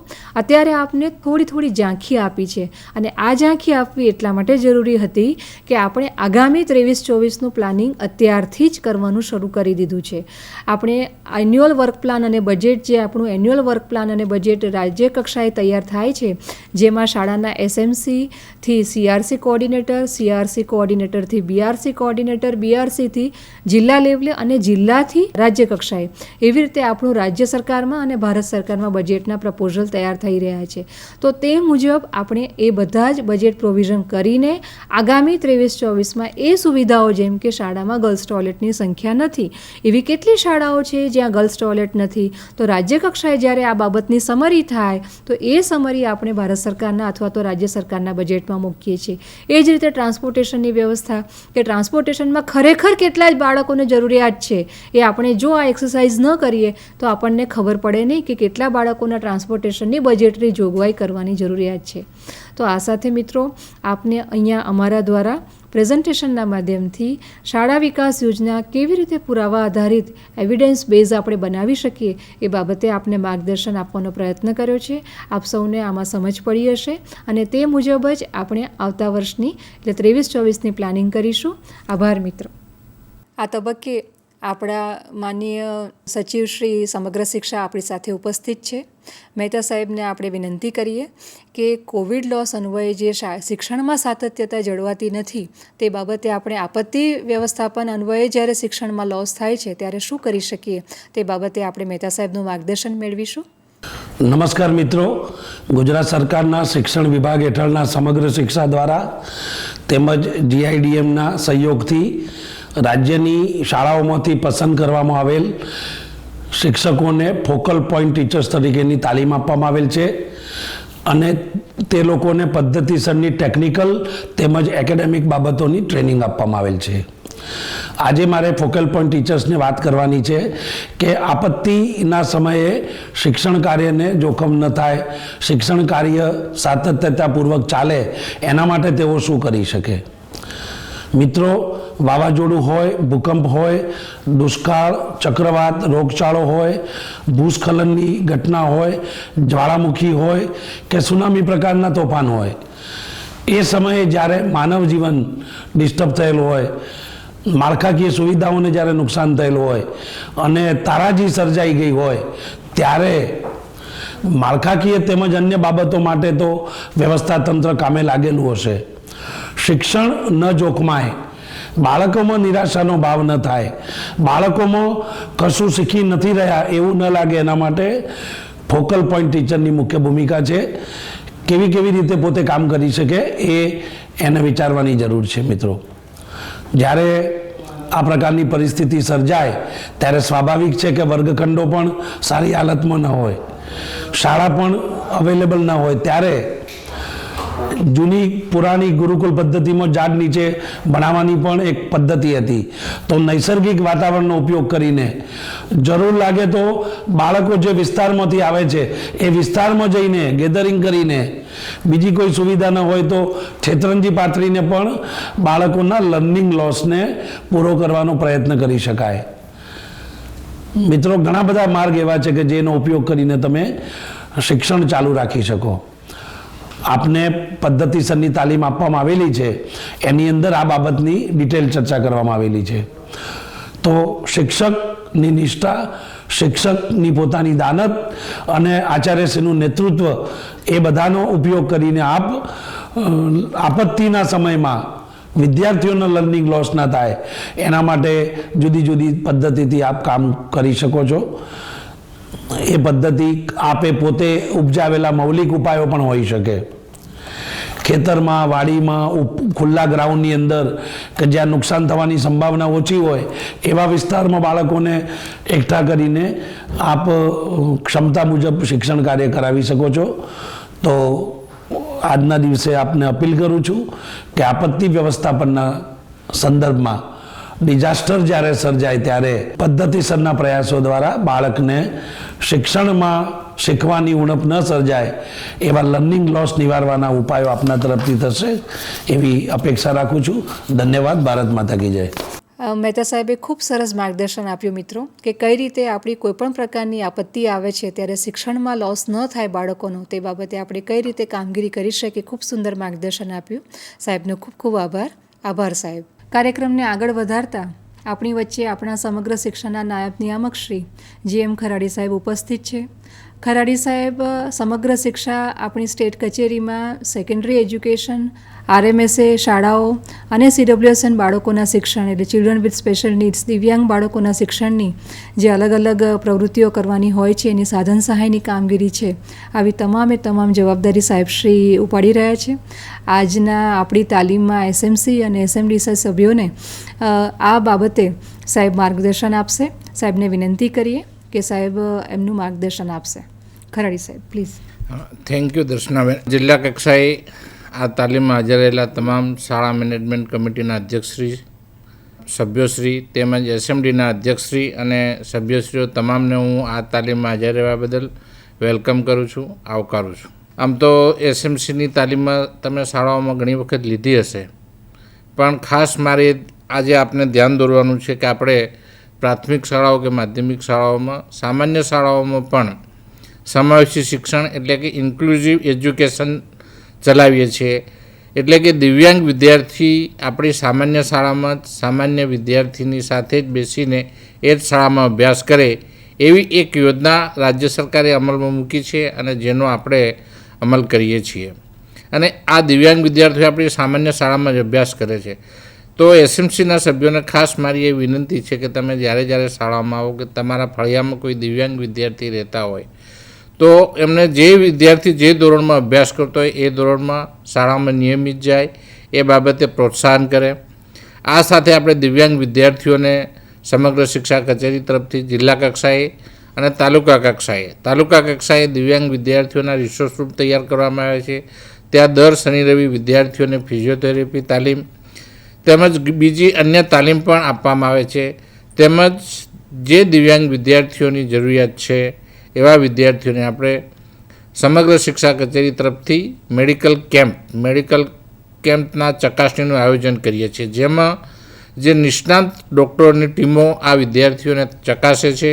એમને જરૂરિયાત મુજબના સાધનો પણ સરકાર તરફથી આપવામાં આવે છે. એમાં વાલીએ ફક્ત અમારા જે રિસોર્સ ટીચર છે, સ્પેશિયલ એજ્યુકેટર, એને સહકાર આપી સમયસર જે જગ્યાએ કેમ્પ હોય તે જગ્યાએ ફક્ત એને હાજરી જ આપવાની હોય છે. સાથે સાથે એના માટે અન્ય આયોજન તો અમારા સ્પેશિયલ એજ્યુકેટરો કરે છે. તો દરેકને મારી એ વિનંતી છે કે જે એસએમસીના સભ્યો તમારા ફળિયામાં કોઈ દિવ્યાંગ વિદ્યાર્થી રહેતો હોય તેને કયા પ્રકારની દિવ્યાંગતા છે અથવા શું જરૂરિયાત છે, તો એ બાબતે શાળાના મુખ્ય શિક્ષકને તમે રજૂઆત કરી શકો છો. અથવા તમારી શાળા મેનેજમેન્ટની જ્યારે મિટિંગ હોય, શાળાના વિકાસ બાબતેની ચર્ચા કરતા હો કે શાળાની કોઈ પણ પ્રવૃત્તિ જે થતી હોય એની જો તમે ચર્ચા કરતા હો, ત્યારે જે દિવ્યાંગ વિદ્યાર્થીઓ છે એ વિદ્યાર્થીઓને થોડું પ્રોત્સાહન રૂપે કે શાળા તરફથી જે એને સાધનો આપવામાં આવે છે, દાખલા તરીકે જે વિદ્યાર્થી ચાલી શકતા નથી એને આપણે ટ્રીસાયકલ આપવામાં આવે છે કે એ વિદ્યાર્થી એ સાયકલ લઈને શાળાએ આવે તો અન્ય વિદ્યાર્થીઓને પણ એના માટે માન જાગે અને એ સાધનનો ઉપયોગ કરે. ઘણાઓને આપણે પેલા બૂટ આપીએ છીએ, હિયરિંગ પેડ આપીએ છીએ. આવા દરેક સાધનો જે વિદ્યાર્થીની જરૂરિયાત છે તે મુજબ સમગ્ર શિક્ષા કચેરી તરફથી આપવામાં આવે છે. સાથે સાથે જે દિવ્યાંગ જે દીકરીઓ છે, કન્યાઓ છે, જે શાળામાં આવે છે એઓને આપણે ખાસ સ્ટાઇપેન્ડ આપીએ છીએ દર મહિને 600 રૂપિયા. આવી વિદ્યાર્થીઓને જો સ્ટાઇપેન્ડ મળે છે કે કેમ, એની દરેક શાળાના મુખ્ય શિક્ષક, એના વર્ગ શિક્ષક અને એસએમસીના સભ્યોએ આવી રકમ મળી ગઈ છે કેમ કે આ કચેરીએથી બારોબાર દરેક દિવ્યાંગ વિદ્યાર્થીના ખાતામાં આ રકમ અમે ડીબીટીથી જમા કરાવીએ છીએ. એટલે એનો દરેક વિદ્યાર્થીઓને મળે રકમ, એ વાપરે, એનો ઉપયોગ કરે, એ ખાસ તમારી જે એસએમસીના સભ્યો ચર્ચા કરે અને જે વિદ્યાર્થીઓ દિવ્યાંગ છે તેઓના કઈ કેટેગરીના દિવ્યાંગતા છે એના પ્રમાણપત્રો પણ જે યુડીઆઈડી કાર્ડ સિવિલના જે તે જિલ્લાની સિવિલ હોસ્પિટલમાંથી નોંધાવી તમારા જિલ્લા આઈડી કોઓર્ડિનેટર અને સ્પેશિયલ એજ્યુકેટર જે અત્રેની કચેરી દ્વારા નિમણૂક આપવામાં આવેલ છે તેઓને સંપર્ક કરી અને મેડિકલ સર્ટિફિકેટ નીકળી જાય. જો મેડિકલ સર્ટિફિકેટ જો જે વિદ્યાર્થીનું સિવિલ સર્જન તરફથી ઇસ્યુ કરવામાં આવશે તો તેઓને જે રાજ્ય સરકાર તરફ શિષ્યવૃત્તિ અથવા તો એસટી પાસ કે અન્ય જે કંઈ યોજનાઓનો લાભ આપવામાં આવે છે એ મેડિકલ સર્ટિફિકેટના હોય તો જ આપવામાં આવે છે. તો આ બાબતનું પણ તમે રિવ્યૂ કરી શકો છો. અથવા તો ભાઈ કેટલા વિદ્યાર્થી, જે શાળામાં તમે મિટિંગ માટે જાઓ છો એ શાળામાં કેટલા દિવ્યાંગ વિદ્યાર્થીઓ અભ્યાસ કરે છે, એવો દરેકને જરૂરિયાત મુજબ સાધન સહાય મળે છે કે કેમ, શિષ્યવૃત્તિ નિયમિત આવે છે કે કેમ, આ બાબતે જો એસએમસીના સભ્યો ચર્ચા કરે અને એમના ફળિયામાં રહેતા ગામમાં પણ ચર્ચા કરે તો એક દિવ્યાંગ વિદ્યાર્થીઓને પ્રોત્સાહન મળે અને ઉત્તેજન મળે અને એની જે શાળાઓમાં આવવાનો એનો ખરેખર ઉત્સાહમાં વધારો થઈ શકે છે. કેમ કે અમારા જે સ્પેશિયલ એજ્યુકેટર છે એ જે સીપી બાળકો છે તો એ સીપી બાળકના ઘરે એ અઠવાડિયા કે 15 દિવસે એકાદ વખત મુલાકાત માટે જતો હોય છે. અને જો સરકારી સ્પેશિયલ એજ્યુકેટર એની જે દિવ્યાંગ વિદ્યાર્થીના ઘરે મુલાકાત જાય તો ખરેખર એ ઘરના એના જે દિવ્યાંગ વિદ્યાર્થીઓના મા બાપનું તેમજ આજુબાજુ પાડોશીનું એ દિવ્યાંગ વિદ્યાર્થી પ્રત્યેનું એનું વલણ બદલાયું છે અને દરેક એને સહકાર આપે છે.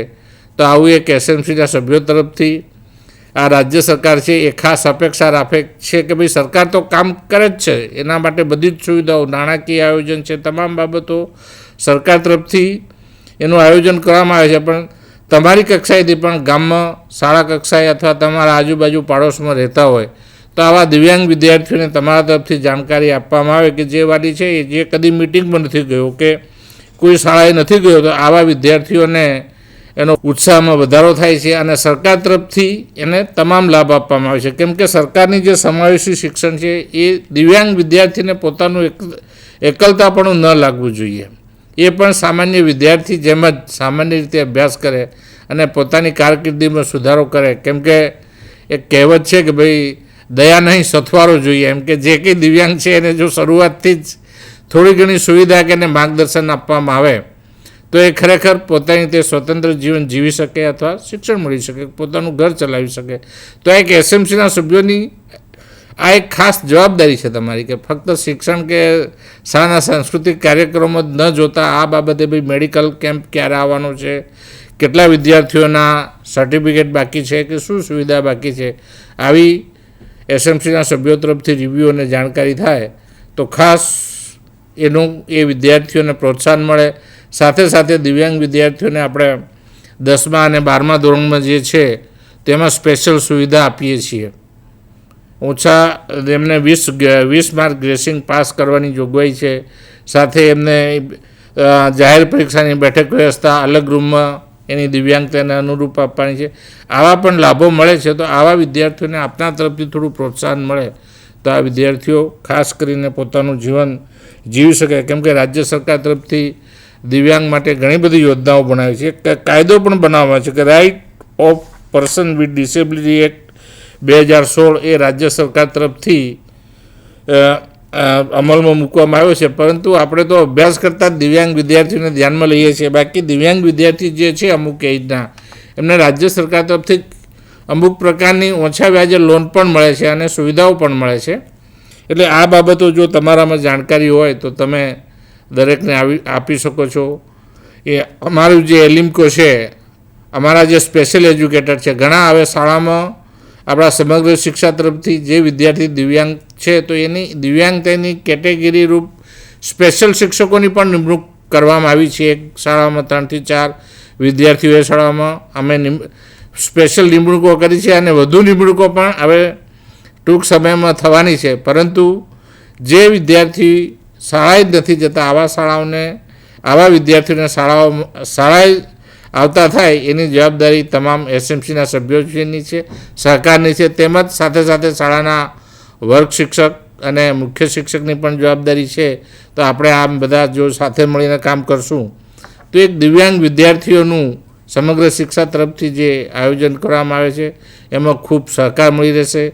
આ સાથે આપણે જે દરેક શાળાઓમાં રિસોર્સ રૂમ પણ તૈયાર કરવામાં આવે છે કે જે વિદ્યાર્થીઓ નજીકની શાળાના રિસોર્સ રૂમમાં જાય તો તેને રિસોર્સ રૂમમાં દિવ્યાંગતાના પ્રમાણે એની બુદ્ધિમત્તા વિશે એના કયા પ્રકારના સાધનો હોવા જોઈએ એ પ્રકારના સાધનો અથવા એની દિવ્યાંગતાને અનુરૂપ આપણે કીટ પણ દરેક શાળાઓને આપીએ છીએ રિસોર્સ રૂમમાં. એટલે એ કીટના જે રમકડા છે એ રમકડાથી એની બુદ્ધિમત્તામાં સુધારો થાય છે અને આવા વિદ્યાર્થીઓનો લાભ લે. કેમ કે રિસોર્સ રૂમમાં પણ આપણે દરેક શાળાઓમાં કીટ દરેક કેટેગરીને દિવ્યાંગતાની કેટેગરીને અનુરૂપ કીટો આપીએ છીએ તો એના કીટોનો પણ ઉપયોગ થાય. સાથે સાથે મારી એક ખાસ વિનંતી છે શાળાના મુખ્ય શિક્ષક અને જે તે શાળાના જે અભ્યાસ કરતા વર્ગ શિક્ષકોને કે તમે જે સ્પેશિયલ એજ્યુકેટર છે એ આવે તો એના તરફથી દરેક વિદ્યાર્થીનું રિવ્યૂ લો અથવા એને શું જરૂરિયાત છે એ પણ તમે એને માર્ગદર્શન આપી શકો અથવા એ વધુ વખત મુલાકાત લઈ શકે છે.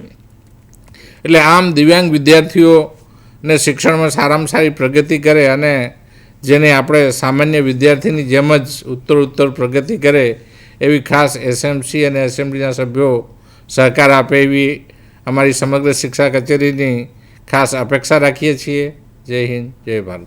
સાહેબે ખૂબ જ સંવેદનશીલ રીતે સરકારશ્રીની જે યોજનાઓ દિવ્યાંગ બાળકો માટે છે એનો આપ સૌના સહકાર થકી પૂરેપૂરું અમલીકરણ થઈ શકે એવી લાગણી સાહેબે વ્યક્ત કરી છે. સાહેબને આપણે બધા જ કહીશું કે આ પ્રમાણે અમારા ત્યાં જે દિવ્યાંગ બાળક છે અમારા જ કમ્યુનિટીના બાળકો છે, અમારા જ બાળકો છે.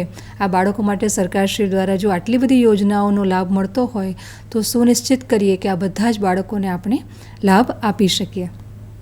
થેન્ક યુ ખરાડી સાહેબ. માનનીય સ્ટેટ પ્રોજેક્ટ ડાયરેક્ટર શ્રી આજે આપણી વચ્ચે ઉપસ્થિત છે. મેડમને વિનંતી કરીએ કે આપણી આજની 3જા દિવસની તાલીમમાં તમામ એસએમસી અને એસએમડીસી સભ્યોને માર્ગદર્શન આપે. માનનીય મેડમ શ્રી. નમસ્કાર, હું doctor Ratan Gadhvi, state project director સમગ્ર શિક્ષા. આ વર્ષની ત્રીજા તબક્કાની અને અંતિમ જે સ્કૂલ મેનેજમેન્ટ કમિટી અને SDMCની જે તાલીમ છે એમાં આપ સૌને આવકારું છું, આપ સૌનું સ્વાગત કરું છું. આપણે સૌ જાણીએ છીએ કે છેલ્લા 1 વર્ષ દરમિયાન આગળ પણ આપણે 2 તાલીમ આપી દીધી છે અને આ વર્ષની છેલ્લી તાલીમ છે. તો આવતા શૈક્ષણિક વર્ષ માટેની અને આ શૈક્ષણિક વર્ષના અંત માટેની અમુક બાબતો હું આપની સાથે ચર્ચા કરવા માંગીશ. આપણે સૌ જાણીએ છીએ કે સર્વ શિક્ષા અભિયાન તો ઘણા વર્ષોથી ચાલી રહ્યું છે અને એનું એક જ ઉદ્દેશ્ય હતું કે સૌ ભણે, આગળ વધે. અને એ જ હવે 2018થી સમગ્ર શિક્ષાના રૂપમાં આવી ગયું છે, જેનો એક જ ઉદ્દેશ્ય છે કે સૌને શિક્ષા મળે અને સારી શિક્ષા મળે. એટલે હવે આપણે નામાંકનથી આગળ વધી અને શિક્ષણની ગુણવત્તા તરફ આગળ વધી રહ્યા છે. એમાં હજુ પણ મારો પ્રાથમિક ઉદ્દેશ્ય અને શિક્ષણ વિભાગનો પ્રાથમિક ઉદ્દેશ્ય છે શાળાઓમાં બાળકોનું નામાંકન. એટલે નવું શૈક્ષણિક સત્ર શરૂ થઈ રહ્યું છે. તો આપણા વિસ્તારમાં, આપણા આસપાસના વિસ્તારમાં જે પણ બાળક નિયત ધોરણ માટે, પ્રવેશ માટે એલિજિબલ હોય, એમાંથી કોઈ પણ બાળક શાળામાં પ્રવેશથી વંચિત ના રહી જાય. કોઈ બાળક હોય, દીકરી હોય કે કોઈ પણ દિવ્યાંગ બાળક હોય, તો એ હું સર્વ ગ્રામજનોને, SMCને વિનંતી કરીશ કે આપણે આના માટે પૂરતા પ્રયાસ કરીએ અને દરેક બાળક એના અધિકારથી, એટલે કે રાઇટ ટુ એજ્યુકેશન એક્ટ હેઠળ શાળામાં પ્રવેશ મેળવવા માટે એનો અધિકાર છે અને આપણે સૌ કર્તવ્યબદ્ધ થઈ અને એને આ અધિકાર અપાવીએ. તો એના માટેનો મારે આપને વિનંતી રહેશે કે અત્યારે પણ આપણે આઉટ ઓફ સ્કૂલ ચિલ્ડ્રનનો સર્વે ચાલી રહ્યો છે, તો કોઈ પણ બાળક આનાથી વંચિત ના રહી જાય. સ્કૂલ મેનેજમેન્ટ કમિટીમાં વિશેષ રસ દાખવી અને આ કામગીરી પૂર્ણ કરાવે. નામાંકનથી લઈને જ આપણે દીકરીઓ માટે વિશેષ કરીને જે આપણી અનુસૂચિત જાતિ, જનજાતિ, અન્ય પછાત વર્ગો અને જે કહેવાય કે બક્ષીપંચ તેમજ BPL કુટુંબોની જે દીકરીઓ હોય છે, જેના માટે આપણે ધોરણ 6 થી 12માં કસ્તુરબા ગાંધી બાલિકા વિદ્યાલય ચલાવીએ છીએ, તો એના નામાંકનની કાર્યવાહી પણ ટૂંક સમયમાં શરૂ થશે. તો સ્કૂલ મેનેજમેન્ટ કમિટી દ્વારા આપના ગ્રામમાં, વિસ્તારમાં જે પણ અથવા તો શહેરી વિસ્તારમાં જે પણ દીકરી આવતી હોય અને આના નિયત લાયકાત ધરાવતી હોય અને હોસ્ટેલમાં રહી અને વ્યવસ્થિત શિક્ષણ માટે ઈચ્છા ધરાવતી હોય, તો એવી કોઈ પણ દીકરી આપણે એડમિશનથી વંચિત ના રહી જાય એના માટેના સ્કૂલ મેનેજમેન્ટ કમિટી દ્વારા સ્થાનિક CRC, BRC જેન્ડર કોઓર્ડિનેટર બેન છે એમની સાથે સંપર્કમાં રહી અને કસ્તુરબા ગાંધી બાલિકા વિદ્યાલયમાં આપણે પ્રવેશ એમાં સુનિશ્ચિત કરીએ. આના સિવાય આપણે જાણીએ છીએ કે આપણે ટ્રાન્સપોર્ટેશનની સુવિધાઓ જે છે આપતા રહીએ છીએ. અત્યાર સુધીમાં ટ્રાન્સપોર્ટેશનને લઈને જે પણ નાની મોટી ઉણપ હતી એને આપણે આ નાણાકીય વર્ષમાં પૂર્ણ કરવાનો પ્રયાસ કર્યો છે અને ખૂબ સારી બાબત થઈ રહી છે કે આખા રાજ્યમાં 2 લાખ કરતાં વધારે વિદ્યાર્થીઓ આપણે જુદા જુદા સ્વરૂપમાં ટ્રાન્સપોર્ટેશનનો લાભ લઈ રહ્યા છે. એમાં સ્કૂલ મેનેજમેન્ટ કમિટીનો ખૂબ જ મહત્ત્વનો ભાગ છે. આપના દ્વારા જ ટ્રાન્સપોર્ટેશનની સમગ્ર વ્યવસ્થાનું નિરીક્ષણ કરવામાં આવી રહ્યું છે. તો અને મને આશા છે કે રાજ્ય કક્ષાએથી જે ટ્રેકિંગ અને મોનિટરિંગ થઈ રહી છે એમાં પણ આપ પોતાનું જે કહેવાય કે ઊંડાણપૂર્વકની કોઠાસૂઝ વાપરી અને દરેક બાળકને ટ્રાન્સપોર્ટેશનનો લાભ મળે. કોઈ પણ બાળક શાળા માટે પહોંચવા માટે કોઈ પણ અઘરી પરિસ્થિતિમાંથી એને ના નીકળવું પડે અને વ્યવસ્થિત રીતે સુવિધા સાથે એ શાળામાં પહોંચી શકે એ માટેના પ્રયાસો આપના દ્વારા પણ કરવામાં આવશે અને આના પર વિશેષ જે છે તકેદારી આપના દ્વારા રાખવામાં આવશે. અત્યારે મિશન સ્કૂલ્સ ઓફ એક્સેલન્સને લઈને ઘણા બધી પાયાની જરૂરિયાતો જે છે મોટા ભાગે નીચે જમીન પર ચાલી રહી છે. જુદા જુદા ગામડાઓમાં, જુદા જુદા શાળાઓમાં, જુદા જુદા સ્ટેજ પર કન્સ્ટ્રક્શન એક્ટિવિટી પણ ચાલી રહી છે. નવીન વર્ગખંડોનું કામગીરી હોય કે મરામતની કામગીરી હોય, શાળાના શૌચાલયને બનાવવાની કામગીરી, MDM શેડ, કમ્પાઉન્ડ વોલ કે આખી શાળા બનાવવાની કામગીરી ખૂબ જ મોટા પાયે ચાલી રહી છે. એક પ્રયાસ અહીંથી કરવામાં આવી રહ્યો છે કે ત્યાં એક બોર્ડ પણ મૂકવામાં આવી રહ્યું છે જેમાં આખા કામની વિગતો, એની કુલ કિંમત કેટલી છે, એજન્સી કેટલી છે, કેટલી સમય મર્યાદામાં એને કામગીરી કરવાની છે અને મોટા ભાગમાં એને કયા પ્રકારની સામગ્રી વાપરવાની છે એ તમામ વિગતો એ બોર્ડ પર મૂકવામાં આવી છે. અને એની સાથે સાથે આ આખી કામગીરીને લઈને કોઈ પણ પ્રકારની આપને ફરિયાદ હોય તો એ ફરિયાદ માટે ક્યાં સંપર્ક કરવાનો છે એ તમામ વિગતો પણ એ બોર્ડ પર મૂકવામાં આવી છે. શાળાના આચાર્ય પાસે દરેક બાંધકામના કામનો નકશો, એનો લેઆઉટ બધું જ મૂકવામાં આવેલું છે. તો હું SMC સભ્યોને વિનંતી કરીશ કે આપ આપના શાળામાં ચાલતી કોઈપણ પ્રકારની બાંધકામની પ્રવૃત્તિ માટેની બધી વિગતો આચાર્યશ્રી પાસેથી અથવા તાલુકા કક્ષાએ જે આપણા તાલુકા રિસોર્સ પર્સન છે એમની પાસેથી અથવા જિલ્લા કક્ષાએ DPO શ્રી પાસેથી મેળવી શકશો. આના પાછળનું એક જ ઉદ્દેશ્ય છે કે જે સામાજિક ભાગીદારી, જે સોશિયલ ઓડિટ આપના દ્વારા થવી જોઈએ એ બાંધકામના કામોમાં થાય. જેટલી તકેદારી આપ લેશો એટલી જ વધારે સારી ગુણવત્તાનું બાંધકામ જે છે આપણા શાળા કક્ષાએ કરી શકીશું.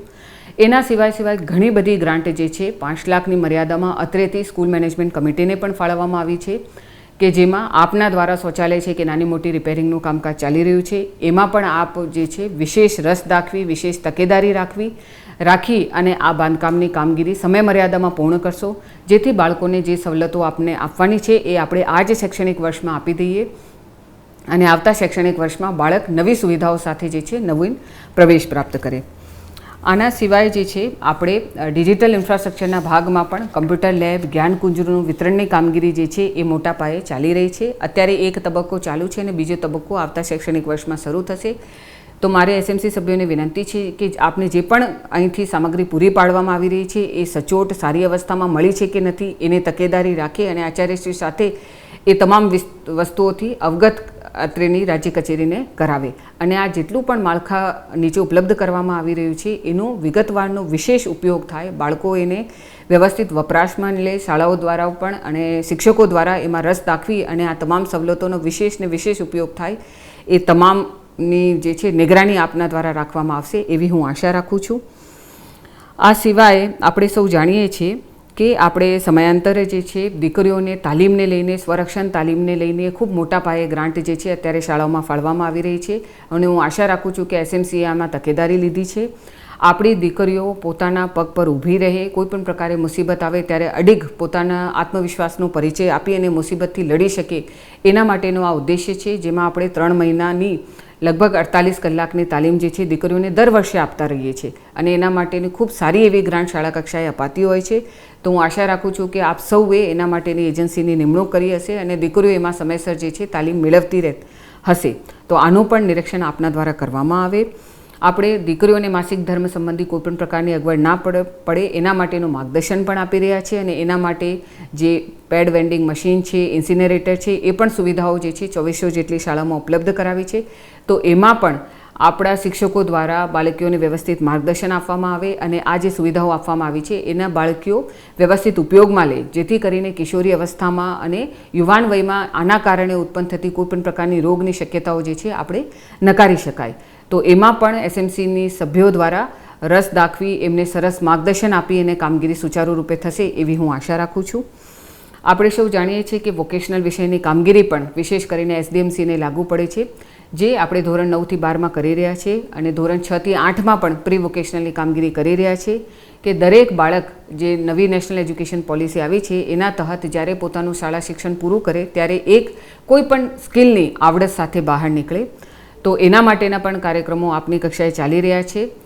આપણી સ્થાનિક પરિસ્થિતિને જોઈને, સ્થાનિક ભૌગોલિક પરિસ્થિતિ, આસપાસમાં કેવા પ્રકારના ઉદ્યોગો ચાલે છે, બાળક શેમાં રસ અને રુચિ ધરાવે છે, આ તમામ પાસાઓનો અભ્યાસ કરી અને આપ દરેક શાળામાં જે છે સેકન્ડરી, હાયર સેકન્ડરી શાળામાં બાળક વોકેશનલ વિષય પસંદ કરે અને આપણી શાળા વોકેશનલ વિષયને ભણાવવા પ્રત્યે આગળ વધે એવા તમામ પ્રયાસો આપના દ્વારા કરવામાં આવશે એવી હું અપેક્ષા અને આશા રાખું છું. આના સિવાય આપણે જાણીએ છીએ કે થોડી ઘણી જે શિક્ષકોની ઉણપ રહેતી હોય છે એમાં આપણે પ્રવાસી શિક્ષકના ખૂબ જ સારી નીતિ સરકાર દ્વારા અમલમાં મૂકવામાં આવી છે. પછી એ ભલે આપણા સ્પેશિયલ ટ્રેનિંગ પ્રોગ્રામનો બાળમિત્ર હોય કે પ્રવાસી શિક્ષક હોય, હું એસએમસી પાસેથી અપેક્ષા રાખું છું કે નિયત લાયકાત જે સરકાર દ્વારા નક્કી કરવામાં આવી છે એ લાયકાત ધરાવતા જ શિક્ષકો અથવા બાળમિત્ર થકી આપણા બાળકોને વ્યવસ્થિત શિક્ષણ અને માર્ગદર્શન મળતું હશે. તો એ તમામ લાયકાતની ચોક્કસ ચકાસણી આપના દ્વારા કરવામાં આવે, એમની જે હાજરી છે એનું પણ વ્યવસ્થિત નિયમન થાય છે કે નથી એ જોવામાં આવે અને એમના દ્વારા કેવા પ્રકારનું શિક્ષણ બાળકોને અપાઈ રહ્યું છે એનું પણ મોનિટરિંગ કરવામાં આવે, જેથી કરીને આપણા શિક્ષકની ગેરહાજરીમાં આપણા બાળકો વ્યવસ્થિત જે છે ક્વોલિટી એજ્યુકેશન પ્રાપ્ત કરી શકે એનું પણ આપ જે છે ખાતરી કરશો એવી હું અપેક્ષા રાખું છું. આપણે સૌ જાણીએ છીએ કે અત્રેથી આના સિવાય જુદા જુદા પ્રકારની સ્કૂલ કમ્પોઝિટ ગ્રાન્ટ છે. અત્યારે જ આપણે કાલે જ શિક્ષણના સાધનો માટેની પણ ગ્રાન્ટ આપણે સંગીતના સાધનો માટેની આપી છે. તો આ તમામ પ્રકારની જે ગ્રાન્ટ વપરાશમાં આવતી હોય છે આને ધ્યાનમાં રાખી અને આપણે દર 3 વર્ષે આપણું સ્કૂલ મેનેજમેન્ટ પ્લાન તૈયાર કરતા હોઈએ છીએ અને દર વર્ષે એને અપગ્રેડ કરતા હોઈએ છીએ. તો હું આપની પાસેથી અપેક્ષા રાખું છું કે આપનું જે આ વર્ષનું સ્કૂલ ડેવલપમેન્ટ પ્લાન તૈયાર થાય ત્યારે અત્રેથી મળતી તમામ પ્રકારની ગ્રાન્ટો આજુબાજુ પંચાયતમાંથી, એટીવીટીમાંથી અથવા લોક સહકારમાંથી જે પણ પ્રકારની ગ્રાન્ટ મળે છે એને લઈને શાળાનો સમગ્રતામાં ડેવલપમેન્ટ પ્લાન તૈયાર થશે એવી આશા રાખું છું. આ પ્લાનની સાથે સાથે આપણે આ વખતે સ્કૂલ ડિઝાસ્ટર મેનેજમેન્ટ પ્લાનની પણ શરૂઆત કરી છે કે કોઈપણ પ્રકારના એવા સંજોગો ઊભા થાય કે જે આપણે ભૂતકાળમાં ના જોયા હોય, જેમ કે ગત 2 વર્ષ દરમિયાન આપણે કોવિડની મહામારીમાંથી પસાર થયા હતા અને એના કારણે આપણા શિક્ષણ પર ઘણો અસર થયો હતો. તો ભવિષ્યમાં આવી કોઈપણ પ્રકારની હોનારત જે આપણે ના જોઈ હોય એવી આવતી હોય તો પણ બાળકોનું શિક્ષણ ચાલુ રહે અવિરત રૂપે અને બાળકોને માનસિક અને શારીરિક સ્વાસ્થ્ય પર આપણે ધ્યાન આપી શકીએ એ તમામ પાસાઓને આવરી લેતો સ્કૂલ ડિઝાસ્ટર મેનેજમેન્ટ પ્લાન પણ આપણે આ વર્ષે તૈયાર કરવાનું રહે છે. તો હું આશા રાખીશ કે આપ સૌ એને સમયમર્યાદામાં પૂર્ણ કરી અને જિલ્લા કચેરી મારફત અત્રે રજૂ કરશો, જેથી આગામી નાણાકીય અને શૈક્ષણિક વર્ષમાં જે અત્રેથી ગ્રાન્ટ ફાળવણી કરવાની હોય એ નિયત સમયમર્યાદામાં ફાળવણી કરી શકાય. આ અમુક મુદ્દાઓ હતા જે મેં આપની સામે મૂક્યા છે. આના સિવાય શાળા કક્ષાએ જે પણ કામગીરી ચાલે છે, ભલે એ મધ્યાહન ભોજનની કામગીરી હોય કે ઓવરઓલ શિક્ષણની કામગીરી હોય, શિક્ષકો દ્વારા પરીક્ષાઓ લેવાની કામગીરી હોય, બાળકો દ્વારા પરીક્ષામાં હાજરી આપવાની કામગીરી હોય, પછી એ એકમ કસોટી હોય કે સત્રાંત કસોટી હોય, હું આશા રાખું છું કે એસએમસી જે છે એક્ટિવ બની અને શાળાના સુપરવિઝન મોનિટરિંગની કામગીરી જવાબદારીપૂર્વક કરશે અને શાળા શિક્ષણ માટેની જે જવાબદારી રાઇટ ટુ એજ્યુકેશન એક્ટ અંતર્ગત આપને આપવામાં આવેલી છે એ જવાબદારી જે છે આપ પોતાની નિષ્ઠાપૂર્વક બજાવશો. આપ સૌનો ફરીથી ખૂબ ખૂબ આભાર માની હું અહીં વિરમું છું. ધન્યવાદ.